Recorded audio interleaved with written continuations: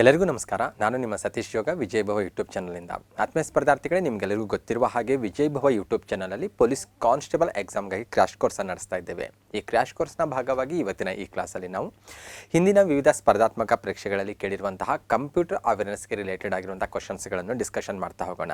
ಯಾಕೆಂದರೆ ನಮ್ಮ police constable ಎಕ್ಸಾಮಲ್ಲಿ ಕೂಡ 3 ರಿಂದ 5 ಕ್ವಶನ್ಸ್ಗಳನ್ನು ನಾವು ಕಂಪ್ಯೂಟರ್ ಬೇಸ್ಡ್ ಆಗಿ ಕೇಳೋದನ್ನು ನೋಡ್ತೇವೆ. ಹಾಗಾಗಿ ಯಾರೆಲ್ಲ ಪೊಲೀಸ್ ಕಾನ್ಸ್ಟೇಬಲ್ ಎಕ್ಸಾಮ್ಗೆ ಪ್ರಿಪ್ರೇಷನ್ ಮಾಡ್ತಾ ಇದ್ದೀರಲ್ವ, ಅವರೆಲ್ಲರಿಗೂ ಯೂಸ್ಫುಲ್ ಆಗಲಿ ಅನ್ನೋಂಥ ಕಾರಣಕ್ಕಾಗಿ ಕಂಪ್ಯೂಟರ್ ಅವೇರ್ನೆಸ್ಗೆ ರಿಲೇಟೆಡ್ ಆಗಿರುವಂಥ ಕ್ವಶನ್ಸ್ಗಳನ್ನು ನಾನಿಲ್ಲಿ ತೆಗೆದುಕೊಂಡು ಬಂದಿರೋದು.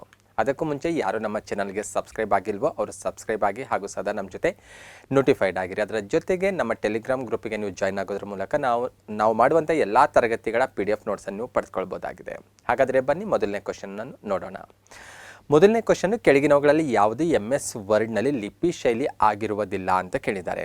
Which is not A font style in MS word ಅಂತ ಕೇಳಿದ್ದಾರೆ. ಬೋಲ್ಡು, ಸೂಪರ್ ಸ್ಕ್ರಿಪ್ಟು, ಇಟಾಲಿಕ್ ಮತ್ತು ನಾರ್ಮಲ್ ಅಂತ ಕೇಳಿದ್ದಾರೆ. ಆಲ್ಮೋಸ್ಟ್ ಆಲ್ ಯಾರೆಲ್ಲ MS ವರ್ಡನ್ನು ಯೂಸ್ ಮಾಡ್ತಿರಲ್ಲ ಅವರೆಲ್ಲರಿಗೂ ಈ ಕ್ವಶನ್ಗೆ ಆನ್ಸರ್ ಯಾವುದು ಅಂತ ಗೊತ್ತಿರುತ್ತೆ. ಮತ್ತು ಇಂತಹ ಈಸಿ ಕ್ವಶನ್ಸನ್ನೇ ಕಾಮನ್ ಆಗಿ ನಮ್ಮ ಪೊಲೀಸ್ ಎಕ್ಸಾಮಲ್ಲಿ ಕೇಳ್ತಾ ಇರ್ತಾರೆ. ಮತ್ತು MS ವರ್ಡ್ ಯೂಸ್ ಮಾಡದೇ ಇರುವಂಥ ಸ್ಪರ್ಧಾರ್ಥಿಗಳು ಯಾರಾದರೂ ಇದ್ದರೆ ಖಂಡಿತ ನೀವು ಅದ್ರ ಬಗ್ಗೆ ಒಂದು ಸ್ವಲ್ಪ ಐಡಿಯಾ ತೆಗೆದುಕೊಂಡಿರಬೇಕು. ಮತ್ತು ಪಾಸಿಬಿಲಿಟಿ ಆದರೆ ಒಂದು ಸ್ವಲ್ಪ ಬೇಸಿಕ್ಕಾಗಿ ಕಂಪ್ಯೂಟರ್ ನಾಲೆಜ್ ನೀವು ಪಡೆದುಕೊಂಡ್ರೆ ಖಂಡಿತ ಇಂಥ ಕ್ವಶನ್ಸ್ಗಳಿಗೆ ನೀವು ಈಸಿಯಾಗಿ ಆನ್ಸರ್ ಮಾಡ್ಬೋದು. ಈ ಕ್ವಶನ್ಗೆ ಸರಿಯಾದ ಉತ್ತರ ನೀವೆಲ್ಲರೂ ಗೆಸ್ ಮಾಡ್ಬೋದು. ಸೂಪರ್ ಸ್ಕ್ರಿಪ್ಟ್ ಅನ್ನೋದು ಇದಕ್ಕೆ ಸರಿಯಾದ ಉತ್ತರ. ಆದರೆ ಸೂಪರ್ ಸ್ಕ್ರಿಪ್ಟ್ ಅನ್ನೋದು ಇದು ಲಿಪಿ ಶೈಲಿ ಅಲ್ಲ, ಅಂದರೆ ಫಾಂಟ್ ಸ್ಟೈಲ್ ಅಲ್ಲ ಇದು.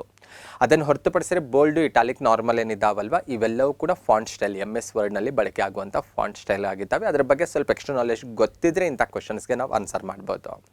ಓಕೆ, ಇದ್ರ ಬಗ್ಗೆ ಎಕ್ಸ್ಟ್ರಾ ನಾಲೆಜ್ ನಾವು ಪಡ್ಕೊಳ್ಳೋದಕ್ಕಿಂತ ಮುಂಚೆ ಇದಕ್ಕೆ ರಿಲೇಟೆಡಾಗಿ ಇನ್ನೊಂದು ರೀತಿ ಕ್ವಶನ್ ಕೂಡ ಕಾಂಪಿಟೇಟಿವ್ ಎಕ್ಸಾಮಲ್ಲಿ ಬಹಳಷ್ಟು ಸರಿ ರಿಪೀಟ್ ಆಗ್ತಾ ಇರುತ್ತೆ. ಅದರಲ್ಲಿ ಒಂದು ಕ್ವಶನ್ ನಾನಿಲ್ಲಿ ಆಯ್ಕೆ ಮಾಡ್ಕೊಂಡಿರೋದು. MS ವರ್ಡ್ನಲ್ಲಿ ಇಟಾಲಿಕ್ ಮಾದರಿಯ ಲಿಪಿ ಶೈಲಿ ಪಡೆಯಲು ಬಳಸಬಹುದಾದ ಶಾರ್ಟ್ಕಟ್ ಕೀ ಯಾವುದು ಅಂತ ಕೇಳಿದ್ದಾರೆ. Okay, which shortcut will we use it to make text italic in MS word ಅಂತ ಹೇಳಿದ್ದಾರೆ. ಅಂದರೆ MS ವರ್ಡ್ನಲ್ಲಿ ನಾವು ಕಾಮನ್ ಆಗಿ ಯಾವುದಾದ್ರೂ ಟೈಪ್ ಮಾಡ್ಕೊಂಡು ಹೋಗಿರ್ತೇವೆ, ಅದನ್ನು ಇಟಾಲಿಕ್ ಸ್ಟೈಲಲ್ಲಿ ನಾವು ಪಡೆದುಕೊಳ್ಬೇಕಾಗಿದೆ. ಅಥವಾ ಇಟಾಲಿಕ್ ಸ್ಟೈಲಲ್ಲಿ ಆ ಕಂಟೆಂಟ್ ಅಥವಾ ಟೆಕ್ಸ್ಟನ್ನು ನಾವು ಕನ್ವರ್ಟ್ ಮಾಡಬೇಕಾದ್ರೆ ನಮಗೆ ಒಂದು ಮೆನುಗೆ ಹೋಗಿ ನಾವು ಆಯ್ಕೆ ಮಾಡ್ಕೋಬೋದು. ಅದಕ್ಕೆ ಬೇಕಾದಂಥ ಆಪ್ಷನ್ಸ್ ಮೂಲಕ ನಾವು ಅದನ್ನು ಇಟಾಲಿಕ್ ಸ್ಟೈಲಿಗೆ ಕನ್ವರ್ಟ್ ಮಾಡ್ಬೋದು ಅಥವಾ ಶಾರ್ಟ್ಕಟ್ ಕೀ ಕೂಡ ಬಳಸ್ಬೋದು. ಕಾಮನ್ ಆಗಿ ನಮಗೆ ಟೈಮ್ ಸೇವ್ ಮಾಡುವಂಥ ಉದ್ದೇಶಕ್ಕಾಗಿ ಆಲ್ಮೋಸ್ಟ್ ಆಲ್ MS ವರ್ಡಲ್ಲಿ, MS ಎಕ್ಸೆಲ್ ಆಗಿರ್ಬೋದು, ಪವರ್ ಪಾಯಿಂಟಲ್ಲೆಲ್ಲ ಶಾರ್ಟ್ಕಟ್ ಕೀಸ್ಗಳನ್ನೆಲ್ಲ ನಾವು ಬಳಕೆ ಮಾಡ್ತಾ ಹೋಗ್ತೇವೆ. ಅದರಲ್ಲಿ ಯಾವ ಶಾರ್ಟ್ಕಟ್ ಕೀಯನ್ನು ನಾವು ಇದಕ್ಕೆ ಬಳಕೆ ಮಾಡ್ತೇವೆ ಅಂತ ಕೇಳಿದ್ದಾರೆ. ಓಕೆ, ನೋಡಿದ್ರೆ ಸ್ವಲ್ಪ ಡಿಫಿಕಲ್ಟ್ ಅನ್ನಿಸ್ಬೋದು ಕೆಲವೊಬ್ಬರಿಗೆ. ಯಾರಿಗೆ ಕಂಪ್ಯೂಟರ್ ಅವೇರ್ನೆಸ್ ಅಥವಾ ಕಂಪ್ಯೂಟರ್ಗೆ ರಿಲೇಟೆಡ್ ಆಗಿರುವಂಥ ಇನ್ಫಾರ್ಮೇಷನ್ ಇಲ್ವೋ ಅವರಿಗೆ ಟಫ್ ಅನ್ನಿಸ್ಬೋದು. ಆದರೆ ಯಾರಿಗೆ ಕಂಪ್ಯೂಟರ್ ಬಗ್ಗೆ ಅವೇರ್ನೆಸ್ ಇದೆಯೋ ಖಂಡಿತ ನೀವು ಬಹಳ ಈಸಿಯಾಗಿ ಕ್ವಶನ್ಗೆ ಆನ್ಸರ್ ಮಾಡ್ಬೋದು. ಎಕ್ಸಾಮಲ್ಲಿ ಇಂಥ ಕ್ವಶನ್ಸನ್ನು ನೀವು ಯಾವುದೇ ಕಾರಣಕ್ಕೂ ಬಿಡಲೇಬಾರ್ದು. ಯಾಕಂದರೆ ಇದು ಬಹಳ ಈಸಿ ಆಗಿರುವಂಥ, ಬಹಳ ಬೇಸಿಕ್ ಆಗಿರುವಂಥ ಕ್ವಶನ್ ಆಗಿದೆ. ಓಕೆ, ಈ ಕ್ವಶನ್ಗೆ ಸರಿಯಾದ ಉತ್ತರ ಕಂಟ್ರೋಲ್ I ಅಂತ. ಓಕೆ, ಇಂತಹ ಬೇರೆ ಬೇರೆ ಕ್ವಶನ್ಸ್ ನಾನು ಜಸ್ಟ್ ನಿಮಗೆ ಫಾಂಟ್ ಸ್ಟೈಲ್ಗೆ ರಿಲೇಟೆಡಾಗಿ ಒಂದು 2 ಕ್ವಶನ್ಸನ್ನು ನಿಮ್ಮ ಜೊತೆ ನಾನು ಶೇರ್ ಮಾಡ್ತಾ ಇರೋದು. ಇಂತಹ ಬೇರೆ ಬೇರೆ ಕ್ವಶನ್ಸ್ಗಳು ಕೂಡ ಫಾಂಟ್ ಸ್ಟೈಲ್ಗೆ ರಿಲೇಟೆಡಾಗಿ ಕೇಳ್ತಾನೂ ಇರ್ತಾರೆ. ಇಂಥ ಕ್ವಶನ್ಸ್ಗೆ ಆನ್ಸರ್ ಮಾಡಬೇಕಾದ್ರೆ ಸ್ವಲ್ಪ ನಿಮಗೆ ಬೇಸಿಕ್ ಮಾಹಿತಿ ಇರಲೇಬೇಕು. ಸ್ಪೆಷಲಿ 2 ಕ್ವಶನ್ MS ವರ್ಡ್ನ ಫಾಂಟ್ ಸ್ಟೈಲ್ಗೆ ರಿಲೇಟೆಡ್ ಆಗಿರೋದು. MS ವರ್ಡಲ್ಲಿ ಫಾಂಟ್ ಸ್ಟೈಲ್ ಅಂತ ಬಂದರೆ 4 ರೀತಿಯ ಫಾಂಟ್ ಸ್ಟೈಲ್ಸ್ಗಳನ್ನು ನಾವು MS ವರ್ಡ್ನಲ್ಲಿ ನೋಡ್ತೇವೆ. ಇಲ್ಲಿ ಸುಮಾರು 4 ವರ್ಡ್ಸ್ಗಳು ಕಾಣಿಸ್ತಾ ಇದ್ದಾವೆ ನಿಮಗೆ. ವಿಜಯ್ ಭವ ಅನ್ನುವಂಥ ವರ್ಡೇ 4 ಬಾರಿ ನಾವು ಟೈಪ್ ಮಾಡಿದ್ದೇವೆ. 4 ವರ್ಡ್ಸನ್ನು ನೀಟಾಗಿ ಅಬ್ಸರ್ವ್ ಮಾಡಿದ್ರೆ, ಅದು ಕನ್ನಡ ಇಂಗ್ಲೀಷ್ ಅನ್ನೋದು ಒಂದೊಂದೇ ವರ್ಡ್ ಅಂತ ನಾವು ತೆಗೆದುಕೊಂಡಾಗಲೂ ಕೂಡ 4 ವರ್ಡ್ಗಳೇನಿದ್ದಾವಲ್ವ ಅವು ಬೇರೆ ಬೇರೆ ರೀತಿ ಇರೋದು ಕಂಡು ಬರ್ತಾ ಇದೆ. ಸ್ವಲ್ಪ ಸೂಕ್ಷ್ಮವಾಗಿ ಗಮನಿಸಿದ್ರೆ ಗೊತ್ತಾಗುತ್ತೆ ನಿಮಗೆ. ಫಸ್ಟ್ ಒಂದು ಬಹಳ ನಾರ್ಮಲ್ ಆಗಿರೋದು ಕಂಡು ಬರ್ತಾ ಇದೆ.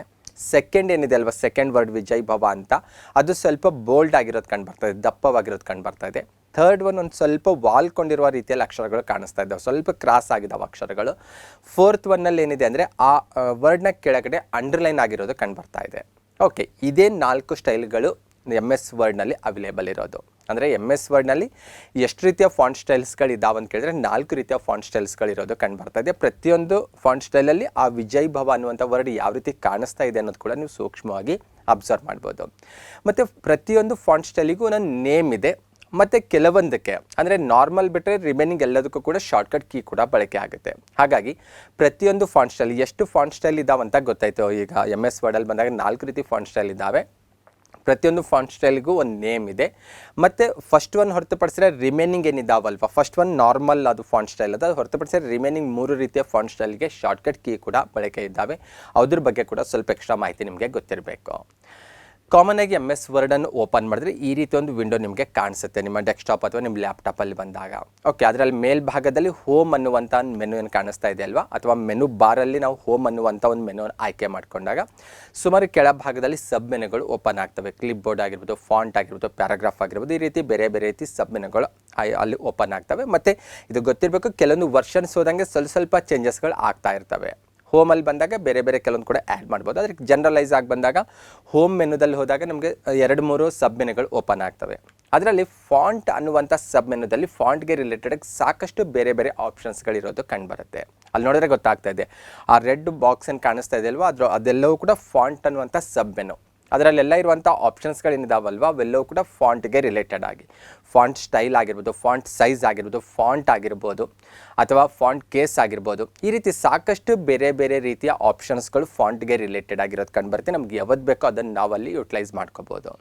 ಸ್ಪೆಷಲಿ ಈ 2 ಕ್ವಶನ್ಸನ್ನು ಬೇಸಾಗಿ ಇಟ್ಕೊಂಡಾಗ ನಮಗೆ ಫಾಂಟಲ್ಲಿ ಫಾಂಟ್ ಸ್ಟೈಲ್ ಬೇಕಾಗಿದೆ. ನಮಗೆ ಫಾಂಟ್ ಸ್ಟೈಲ್ಗೆ ರಿಲೇಟೆಡ್ 3 ಆಪ್ಷನ್ಸ್ಗಳು ಆ ಸಬ್ ಮೆನುದಲ್ಲಿರೋದು ಕಂಡು ಬರ್ತಾ ಇದೆ.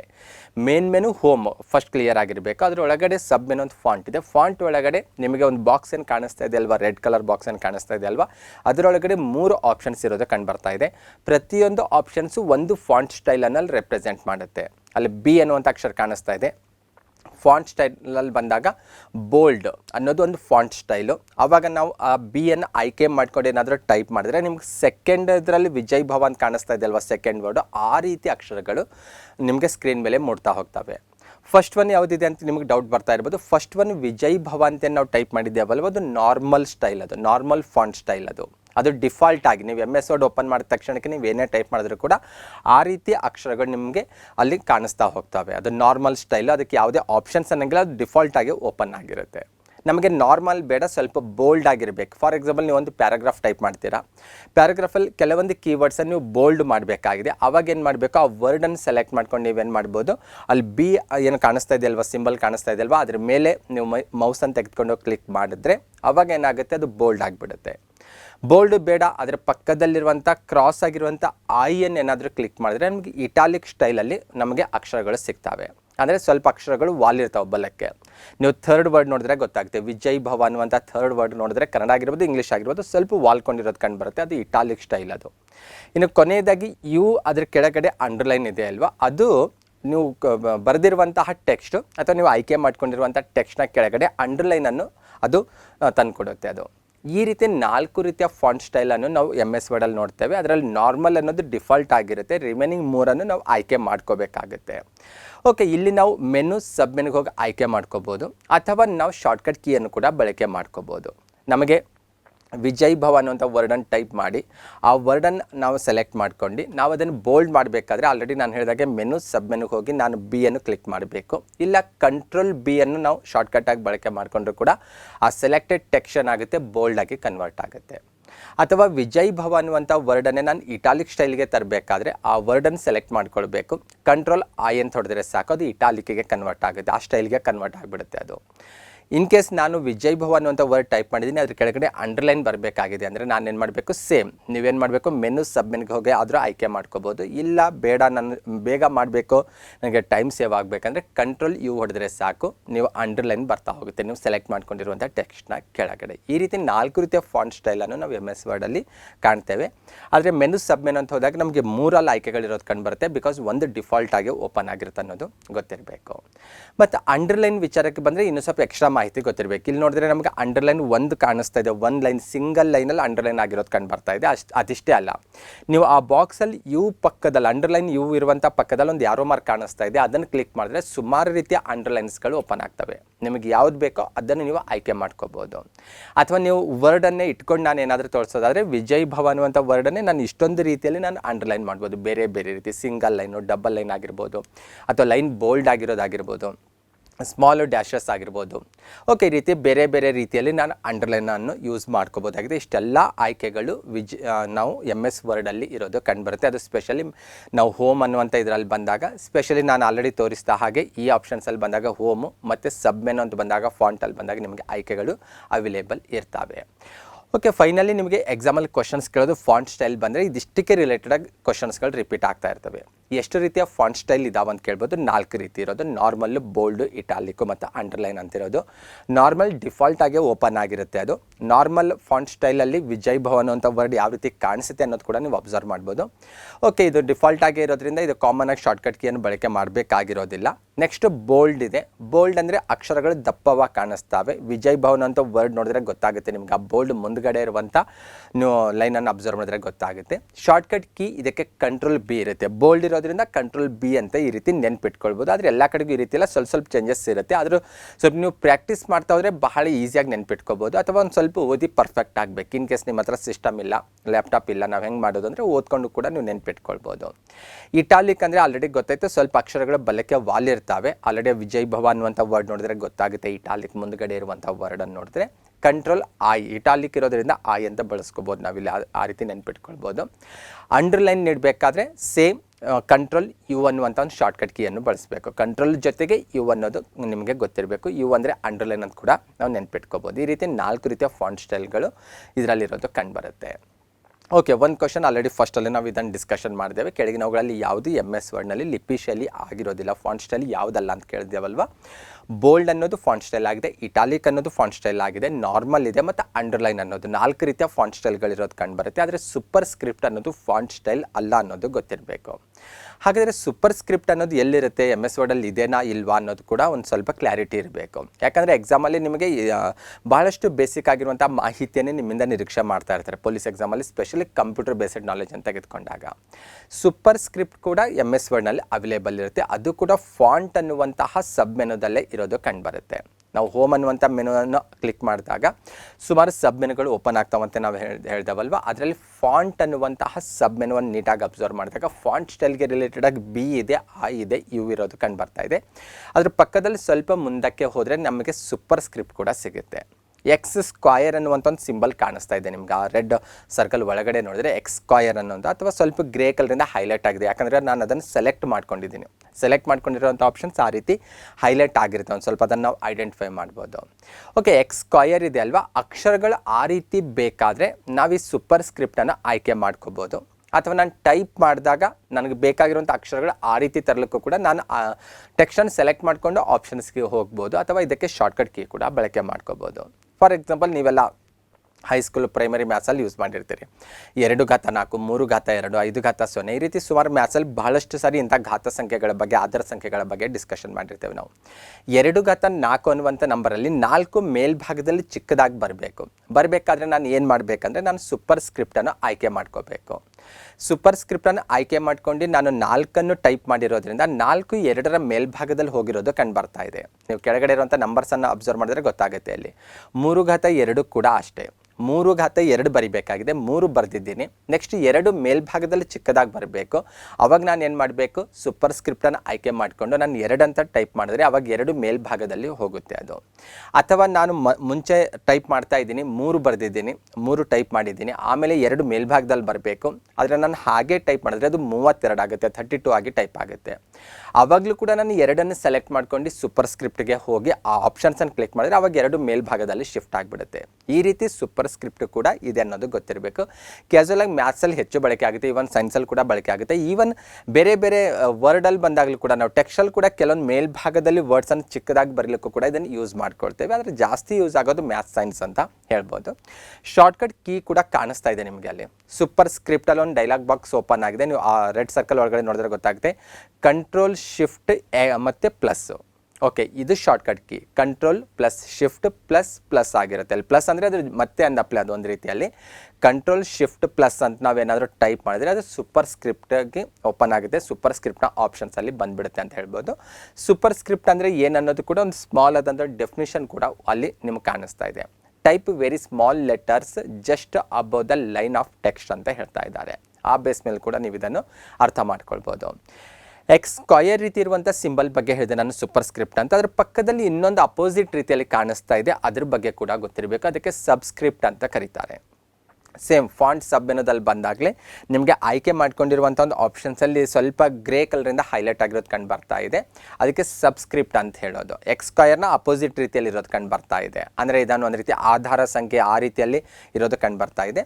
ಓಕೆ, ಸಬ್ಸ್ಕ್ರಿಪ್ಟಿಗೂ ಶಾರ್ಟ್ಕಟ್ ಕೀ ಇರೋದು ಕಂಡು ಬರ್ತಾ ಇದೆ. ಕಂಟ್ರೋಲ್ ಇಸಿಕಲ್ ಟು ಇದೆ ನೋಡಿರಿ, ಇಲ್ಲಿ ನೋಡಿದ್ರೆ ಗೊತ್ತಾಗುತ್ತೆ. ಸಬ್ಸ್ಕ್ರಿಪ್ಟಿಗೆ ಇಲ್ಲಿ ನಾವು ಅಬ್ಸರ್ವ್ ಮಾಡ್ಬೋದು ಶಾರ್ಟ್ಕಟ್ ಕೀ ಇದೆ. ಕಂಟ್ರೋಲ್ ಇಸಿಕಲ್ ಟು ಅನ್ನೋದು ಅದರ ಶಾರ್ಟ್ಕಟ್ ಕೀ ಆಗಿರುತ್ತೆ.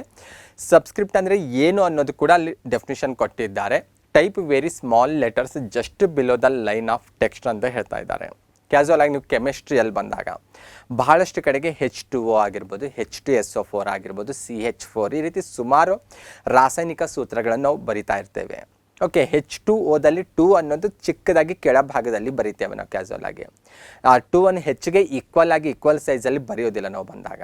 ಓಕೆ, ಇಲ್ಲಿ 2 ಏನಿದೆ ಅಲ್ವ, ಅದು ಸಬ್ಸ್ಕ್ರಿಪ್ಟನ್ನು ಆಯ್ಕೆ ಮಾಡ್ಕೊಂಡು ಟೈಪ್ ಮಾಡಿರೋದು. ಕೆಳಭಾಗದಲ್ಲಿ H2SO4ದಲ್ಲೂ ಕೂಡ ಅಷ್ಟೇ 2 ಆಗಿರ್ಬೋದು, 4 ಆಗಿರ್ಬೋದು, ಅದು ಕೂಡ ಅಷ್ಟೇ ಸಬ್ಸ್ಕ್ರಿಪ್ಟನ್ನು ಆಯ್ಕೆ ಮಾಡ್ಕೊಂಡು ಟೈಪ್ ಮಾಡಿರೋದು. ಅಥವಾ H2SO4 ಅನ್ನೋದು ಒಂದೇ ಸೈಜಲ್ಲಿ ಟೈಪ್ ಮಾಡಿದ ನಂತರ ಎರಡನ್ನು ನಾನು ಸೆಲೆಕ್ಟ್ ಮಾಡ್ಕೊಂಡು ನಾನು ಸಬ್ಸ್ಕ್ರಿಪ್ಟಿಗೆ ಹೋಗಿ ಅದನ್ನು ಕ್ಲಿಕ್ ಮಾಡಿದಾಗ ಅದು ಕೂಡ ಈ ರೀತಿ ಕನ್ವರ್ಟ್ ಆಗೋದು ಸಹ ನಾವು ನೋಡ್ಬೋದು. ಆದರೆ ನಿಮಗೆ ಎಕ್ಸಾಮಲ್ಲಿ ಶಾರ್ಟ್ಕಟ್ ಕೀ ಏನು ಕೇಳ್ಬೋದು, ಸಬ್ಸ್ಕ್ರಿಪ್ಟ್ ಅಂದರೆ ಯಾವ ರೀತಿ ಇರುತ್ತೆ, ಸೂಪರ್ ಸ್ಕ್ರಿಪ್ಟ್ ಅಂದರೆ ಯಾವ ರೀತಿ ಇರುತ್ತೆ, ಈ ರೀತಿ ಕ್ವಶನ್ಸ್ ಕೇಳುವಂಥ ಪಾಸಿಬಿಲಿಟಿ ಬಹಳ ಇರುತ್ತೆ. ಓಕೆ, ಅದರ ಜೊತೆ ಅದರ ಪಕ್ಕದಲ್ಲಿ ಇನ್ನೊಂದು ಕಾಣಿಸ್ತಾ ಇದೆ, ಸ್ಟ್ರೈಕ್ ಥ್ರೋ ಅಂತ ಕಾಣಿಸ್ತಾ ಇದೆ. ಇದ್ರ ಬಗ್ಗೆ ಕೂಡ ಒಂದು ಸ್ವಲ್ಪ ಗೊತ್ತಿರಬೇಕು. ಓಕೆ, ಯಾವ ರೀತಿ ಇರುತ್ತೆ ಅಂದರೆ ವಿಜಯ್ ಭವ ಅನ್ನುವಂಥ ವರ್ಡ್ ನಿಮಗೆ ಕಾಣಿಸ್ತಾ ಇದೆ ಅಲ್ಲಿ ಬಂದಾಗ. ಅದರ ಕೆಳಭಾಗದಲ್ಲಿ ವಿಜಯ್ ಭವ ಅನ್ನೋಂಥ ವರ್ಡ್ ಕಾಣಿಸ್ತಾ ಇದೆ, ಮೇಲ್ಭಾಗದಲ್ಲಿ ಒಂದು ಲೈನ್ ಅನ್ನು ಎಳೆದಿರೋದು ಕಂಡು ಬರ್ತಾ ಇದೆ. ಓಕೆ, ಸ್ಟ್ರೈಕ್ ಥ್ರೋ ಅಂದರೆ ಇದನ್ನೇ ಅಂತ ಹೇಳ್ಬೋದು. ಓಕೆ, ಏನಿದು ಆ ವರ್ಡ್ ನಮಗೆ ಬೇಕಾಗಿಲ್ಲ ಅಥವಾ ಆ ವರ್ಡ್ ನಮಗೆ ಎರರ್ ಆಗಿದೆ ಅದರಲ್ಲಿ ಬರೆಯೋದ್ರಲ್ಲಿ ಅಂದರೆ ಅವಾಗ ನಾವೇನು ಮಾಡ್ಬೋದು, ಈ ರೀತಿ ಲೈನನ್ನು ಕ್ಯಾಸುವಲ್ ಆಗಿ ಯೂಸ್ ಮಾಡ್ಕೊಳ್ತಾರೆ. ಇಂತಹ ಒಂದು ಆಯ್ಕೆ ಕೂಡ ಇರೋದು ಕಂಡು ಬರ್ತಾ ಇದೆ. ಇದಕ್ಕೆ ರಿಲೇಟೆಡ್ ಆಪ್ಷನ್ಸ್ ಕೂಡ ನೀವಿಲ್ಲಿ ಅಬ್ಸರ್ವ್ ಮಾಡ್ಬೋದು. ಇಲ್ಲೇ ನೋಡಿದ್ರೆ ಗೊತ್ತಾಗುತ್ತೆ, ABC ಮೇಲೆ ಒಂದು ಲೈನ್ ಎಳೆದಿರೋದು ಕಂಡು ಬರ್ತಾ ಇದೆ. ಅದಕ್ಕೆ ರಿಲೇಟೆಡ್ ಆಗಿರುವಂಥ ಒಂದು ವ್ಯಾಖ್ಯಾನ ಕೂಡ ನೀವಿಲ್ಲಿ ಅಬ್ಸರ್ವ್ ಮಾಡ್ಬೋದಾಗಿದೆ. ಈ ರೀತಿ MS ವರ್ಡಲ್ಲಿ ಫಾಂಟಿಗೆ ರಿಲೇಟೆಡ್ ಸಾಕಷ್ಟು ಆಯ್ಕೆಗಳಿರೋದು ಕಂಡು ಬರುತ್ತೆ. ಫಾಂಟ್ ಸ್ಟೈಲ್ ಬಗ್ಗೆ ನಾವು ಡಿಸ್ಕಷನ್ ಮಾಡಿದ್ದೇವೆ, ಸ್ಟ್ರೈಕ್ ಥ್ರೋ ಬಗ್ಗೆ ಡಿಸ್ಕಷನ್ ಮಾಡಿದ್ದೇವೆ, ಸೂಪರ್ ಸ್ಕ್ರಿಪ್ಟು ಮತ್ತು ಸಬ್ಸ್ಕ್ರಿಪ್ಟು ಇವೆಲ್ಲದರ ಬಗ್ಗೆ ಬೇಸಿಕ್ ಆಗಿ ನಿಮಗೆ ಗೊತ್ತಿರಬೇಕು. ಅದರ ಸಿಂಬಲ್ ಕೂಡ ಗೊತ್ತಿರಬೇಕು. ಶಾರ್ಟ್ಕಟ್ ಕೀ ಇದ್ರೆ ಶಾರ್ಟ್ಕಟ್ ಕೀ ಬಗ್ಗೆ ಕೂಡ ನಮಗೆ ಮಾಹಿತಿ ಇರಬೇಕು. ನೆಕ್ಸ್ಟ್ ಕ್ವಶನ್, ಕೆಳಗಿನವುಗಳಲ್ಲಿ ಯಾವುದು ಫಾಂಟ್ ಕೇಸ್ ಆಗಿದೆ ಅಂತ ಕೊಟ್ಟಿದ್ದಾರೆ. Upper case, lower case, sentence case ಮತ್ತು ಆಲ್ ಆಫ್ ದಿ ಅಬವ್ ಅಂತ ಬಹುತೇಕ MS ವರ್ಡನ್ನೇ ಫೋಕಸ್ ಮಾಡಿ ಕೇಳಿರುವಂಥ ಒಂದು ಕ್ವಶನ್ ಇದು ಕೂಡ. ಫಾಂಟ್ ಕೇಸ್ ಯಾವುದನ್ನು ಕೇಳಿದ್ದಾರೆ, upper case, lower case, sentence case, all of the above ಅಂತ ಕೇಳಿದ್ದಾರೆ. ಈ ಕ್ವಶನ್ಗೆ ಸರಿಯಾದ ಉತ್ತರ ಆಲ್ ಆಫ್ ದಿ ಅಬವ್ ಅನ್ನೋದು. ಓಕೆ, ಫಾಂಟ್ ಕೇಸ್ ಎಲ್ಲಿರುತ್ತೆ ಅಂತ ನೋಡ್ತಾ ಹೋದರೆ ಇದು ಕೂಡ ಸೇಮ್. ನಾನು ಮೆನು ಬಾರ್ ಹೋದಾಗ ಹೋಮ್ ಅನ್ನುವಂಥ ಮೆನುವನ್ನು ಆಯ್ಕೆ ಮಾಡ್ಕೊಳ್ತೀನಿ. ಆವಾಗ ಸಬ್ ಮೆನುಗಳು ಓಪನ್ ಆಗ್ತವೆ. ಅದರಲ್ಲಿ ಫಾಂಟ್ ಅನ್ನೋದು ಒಂದು ಸಬ್ ಮೆನು. ಆ ಸಬ್ ಮೆನುದಲ್ಲಿ ಆಲ್ರೆಡಿ ನಾವು ಫಾಂಟ್ ಸ್ಟೈಲ್ ಬಗ್ಗೆ ಡಿಸ್ಕಷನ್ ಮಾಡಿದ್ದೇವೆ, ಸ್ಟ್ರೈಕ್ ಥ್ರೋ ಬಗ್ಗೆ ಡಿಸ್ಕಷನ್ ಮಾಡಿದ್ದೇವೆ, ಸೂಪರ್ ಸ್ಕ್ರಿಪ್ಟು, ಸಬ್ಸ್ಕ್ರಿಪ್ಟ್ ಬಗ್ಗೆ ಡಿಸ್ಕಷನ್ ಮಾಡಿದ್ದೇವೆ. ಅದರ ಜೊತೆಗೆ ಇನ್ನೊಂದು ಆಪ್ಷನ್ಸ್ ಇದೆ, ಇಲ್ಲಿ ಫಾಂಟ್ ಕೇಸ್ ಅನ್ನುವಂಥ ಒಂದು ಆಯ್ಕೆ ಕೂಡ ಇರೋದು ಕಂಡುಬರುತ್ತೆ. ಓಕೆ, ಮತ್ತು ಇಲ್ಲಿ ವರ್ಷನ್ಸ್ ಚೇಂಜ್ ಆದಾಗ ಈ ಆಯ್ಕೆಗಳಲ್ಲಿ ಸಣ್ಣ ಪುಟ್ಟ ಅವುಗಳ ಪ್ಲೇಸಸ್ಗಳು, ಅವುಗಳ ಸಿಂಬಲ್ಸ್ಗಳು ಸಣ್ಣ ಪುಟ್ಟದಾಗಿ ಚೇಂಜಸ್ ಆಗುವಂಥ ಪಾಸಿಬಿಲಿಟಿ ಇರುತ್ತೆ. ಹಾಗಾಗಿ ನೀವು ಇದು ಸೂಪರ್ ಸ್ಕ್ರಿಪ್ಟ್ ಪಕ್ಕದಲ್ಲೇ ಇರುತ್ತಾ ಅನ್ನಂಗಿಲ್ಲ. ಕೆಲವೊಂದು ಸರಿ ಬಂದಾಗ ಇದು ಮೇಲ್ಭಾಗದಲ್ಲಿ ಇರೋದು ಕಂಡು ಬರುತ್ತೆ ಕೆಲವೊಂದು ವರ್ಷನಲ್ಲಿ ಬಂದಾಗ. ಒಟ್ಟಿನಲ್ಲಿ ನಿಮಗೆ ಫಾಂಟ್ ಕೇಸ್ ಬಗ್ಗೆ ಮಾಹಿತಿ ಇರಬೇಕು. ಲಿಪಿ ಮಾದರಿ ಅಂತ ಹೇಳೋದು 5 ರೀತಿಯ ಫಾಂಟ್ ಕೇಸ್ಗಳಿರೋದು ಕಂಡು ಬರುತ್ತೆ MS ವರ್ಡಲ್ಲಿ ಬಂದಾಗ. ಓಕೆ, ಅದರ ಸಿಂಬಲ್ ಗೊತ್ತಿರಬೇಕು. ಒಂದು ದೊಡ್ಡದಾದಂಥ ಅಪ್ಪರ್ ಕೇಸ್ A ಇರುತ್ತೆ, ಅದರ ಪಕ್ಕದಲ್ಲಿ ಸ್ಮಾಲ್ A ಇರುತ್ತೆ. ಯಾರೋ ಮಾರ್ಕ್ ಇದೆ ಅಂದರೆ ಆಪ್ಷನ್ಸ್ ಇದ್ದಾವಂತ ಅರ್ಥ. ಅಲ್ಲಿ ಬಂದಾಗ 5 ರೀತಿ ಅದನ್ನು ನಾವು ಕ್ಲಿಕ್ ಮಾಡಿದ್ರೆ, ಆಪ್ಷನ್ಸನ್ನು ಕ್ಲಿಕ್ ಮಾಡಿದ್ರೆ 5 ರೀತಿಯ ಫಾಂಟ್ ಕೇಸ್ಗಳಿರೋದು ಕಂಡು ಬರುತ್ತೆ. ಯಾವ್ದು ಫಾಂಟ್ ಕೇಸ್ ಅನ್ನೋದು ಮಾಹಿತಿ ನಿಮಗೆ ಇರಬೇಕು ಬೇಸಿಕ್ ಆಗಿ. ಸೆಂಟೆನ್ಸ್ ಕೇಸ್ ಇದೆ, lower case, upper case, capitalise each word ಅಂತಿದೆ ಮತ್ತು ಟೋಗಲ್ ಕೇಸ್ ಅಂತ. ಒಟ್ಟು 5 ರೀತಿಯ ಫಾಂಟ್ ಕೇಸ್ಗಳು MS ವರ್ಡ್ನಲ್ಲಿ ಅವೈಲೇಬಲ್ ಇರೋದು ಕಂಡು ಬರುತ್ತೆ. ಇದ್ರ ಬಗ್ಗೆ ಕೂಡ ಮಾಹಿತಿ ಇರಬೇಕು ನಿಮಗೆ. ಎಷ್ಟು ರೀತಿಯ ಫಾಂಟ್ ಕೇಸ್ಗಳು ಅವೈಲೇಬಲ್ ಇದ್ದಾವೆ ಅಥವಾ ಎಷ್ಟು ರೀತಿಯ ಫಾಂಟ್ ಕೇಸ್ಗಳು ಇರ್ತಾವೆ ಅಂತ ಕೇಳ್ಬೋದು. ಮತ್ತು ಪ್ರತಿ ಫಾಂಟ್ ಕೇಸ್ ಬಗ್ಗೆ ಒಂದು ಸ್ವಲ್ಪ ಬೇಸಿಕ್ ಇನ್ಫಾರ್ಮೇಷನ್ ನಿಮಗೆ ಇರಬೇಕು. ಓಕೆ, ಸೆಂಟೆನ್ಸ್ ಕೇಸ್ ಅಂದರೆ ಏನು ಅಂದರೆ ಹೆಸರಲ್ಲೇ ಗೊತ್ತಾಗ್ಬಿಡುತ್ತೆ ನಮಗೆ. ಏನಿದೆ ಸೆಂಟೆನ್ಸ್ ಕೇಸ್ ಅಂದರೆ ಪ್ರತಿ ಸೆಂಟೆನ್ಸಿನ ಮೊದಲ ಲೆಟರ್ ಕ್ಯಾಪಿಟಲ್ ಲೆಟರ್ ಆಗಿ ಕನ್ವರ್ಟ್ ಆಗಿರುತ್ತೆ. ನಾನು ಟೈಪ್ ಮಾಡ್ಕೊಂಡು ಹೋಗಿರ್ತೀನಿ MS ವರ್ಡಲ್ಲಿ. ನಾನು ಕ್ಯಾಪಿಟಲ್ ಲೆಟ್ರು, ಸ್ಮಾಲ್ ಲೆಟ್ರ್ ಯಾವುದೂ ಇಲ್ಲ, ಸುಮ್ಮನೆ ಟೈಪ್ ಮಾಡ್ಕೊಂಡು ಹೋಗಿರ್ತೀನಿ ನಾನು. ಕೊನೆಗೆ ಇಡೀ ಟೆಕ್ಸ್ಟ್ ರೆಡಿ ಆಯಿತು. ರೆಡಿ ಆದಾಗ ನೋಡಿದಾಗ ಆಲ್ರೆಡಿ ಗೊತ್ತಿದೆ ನಮಗೆ ಪ್ರತಿ ಸೆಂಟೆನ್ಸಿನ ಮೊದಲ ಅಕ್ಷರ ಕ್ಯಾಪಿಟಲ್ ಲೆಟರ್ ಇರಬೇಕು ಇಂಗ್ಲೀಷಲ್ಲಿ ಅನ್ನೋದು ಗೊತ್ತಿದೆ ನಮಗೆ. ಓಕೆ, ಆದರೆ ನಾನು ಟೈಪ್ ಮಾಡೋದು ಅದು ಯಾವುದೂ ನಾನು ಗಮನ ಹರಿಸಿಲ್ಲ ಆ ಕಂಟೆಂಟ್ ಕಡೆಗೆ. ಜಸ್ಟ್ ನಾನು ಟೈಪ್ ಮಾಡ್ಕೊಂಡು ಹೋಗಿದ್ದೀನಿ. ಕೊನೆಗೆ ಇಷ್ಟೆಲ್ಲ ತಪ್ಪಾಗಿಬಿಟ್ಟು ಅಲ್ಲ, ಪ್ರತಿಯೊಂದು ಸೆಂಟೆನ್ಸನ್ನು ಸಹ ನಾನು ಹುಡುಕಿಕೊಂಡು ಫಸ್ಟ್ ಲೆಟ್ರನ್ನು ನಾನು ಕ್ಯಾಪಿಟಲ್ ಮಾಡಬೇಕಾಗಿಲ್ಲ. ಏನು ಮಾಡಬೇಕು, ಓವರಾಲ್ ಕಂಟೆಂಟನ್ನು ಸೆಲೆಕ್ಟ್ ಮಾಡ್ಕೊಳ್ಬೇಕು. ಸೆಲೆಕ್ಟ್ ಮಾಡ್ಕೊಳ್ಳಿಕ್ಕೆ ನೀವು ಶಾರ್ಟ್ಕಟ್ ಕೀಯಾಗಿ ಕಂಟ್ರೋಲ್ ಎ ಅನ್ನು ನೀವು ಇದು ಮಾಡಿದ್ರೆ ನೀವು ಇಡೀ ಕಂಟೆಂಟ್ ಸೆಲೆಕ್ಟ್ ಆಗುತ್ತೆ. ಆಮೇಲೆ ನೀವು ಇಲ್ಲಿ ಫಾಂಟ್ ಕೇಸಿಗೆ ಹೋಗಿ ಸೆಂಟೆನ್ಸ್ ಕೇಸನ್ನು ಕ್ಲಿಕ್ ಮಾಡಿದ್ರೆ ಆವಾಗ ಪ್ರತಿ ಸೆಂಟೆನ್ಸಿನ ಮೊದಲ ಅಕ್ಷರ ಕ್ಯಾಪಿಟಲ್ ಲೆಟರ್ ಆಗಿ ಬಿಡುತ್ತೆ. ಫಾರ್ ಎಕ್ಸಾಂಪಲ್ ಯಾವ ರೀತಿ ಇರುತ್ತೆ, ಮೈ ನೇಮ್ ಇಸ್ ಸಂತೋಷ್ ಅಂತಿದೆ, I am studying in 10th class ಇದೆ. 2 ಸೆಂಟೆನ್ಸ್ ಇದ್ದಾವೆ. ಪ್ರತಿ ಸೆಂಟೆನ್ಸಿನ ಮೊದಲ ಅಕ್ಷರ ಏನಾಗ್ತಾ ಇದೆ, ಅಲ್ಲಿ ಕ್ಯಾಪಿಟಲ್ ಲೆಟರ್ ಇರೋದು ಕಂಡು ಬರ್ತಾ ಇದೆ. ಹಾಗಾಗಿ ಸೆಂಟೆನ್ಸ್ ಕೇಸ್ ಹೆಸರಲ್ಲೇ ಗೊತ್ತಾಗುತ್ತೆ ನಿಮಗೆ, ಪ್ರತಿ ಸೆಂಟೆನ್ಸಿನ ಮೊದಲ ಅಕ್ಷರ ಏನಾಗುತ್ತೆ ಅಲ್ಲಿ ಕ್ಯಾಪಿಟಲ್ ಆಗಿ ಕನ್ವರ್ಟ್ ಆಗುತ್ತೆ ಅನ್ನೋದು ಗೊತ್ತಿರಬೇಕು. ನೆಕ್ಸ್ಟ್ ಲೋವರ್ ಕೇಸ್ ಇದಕ್ಕೆ ಅಪೋಸಿಟ್.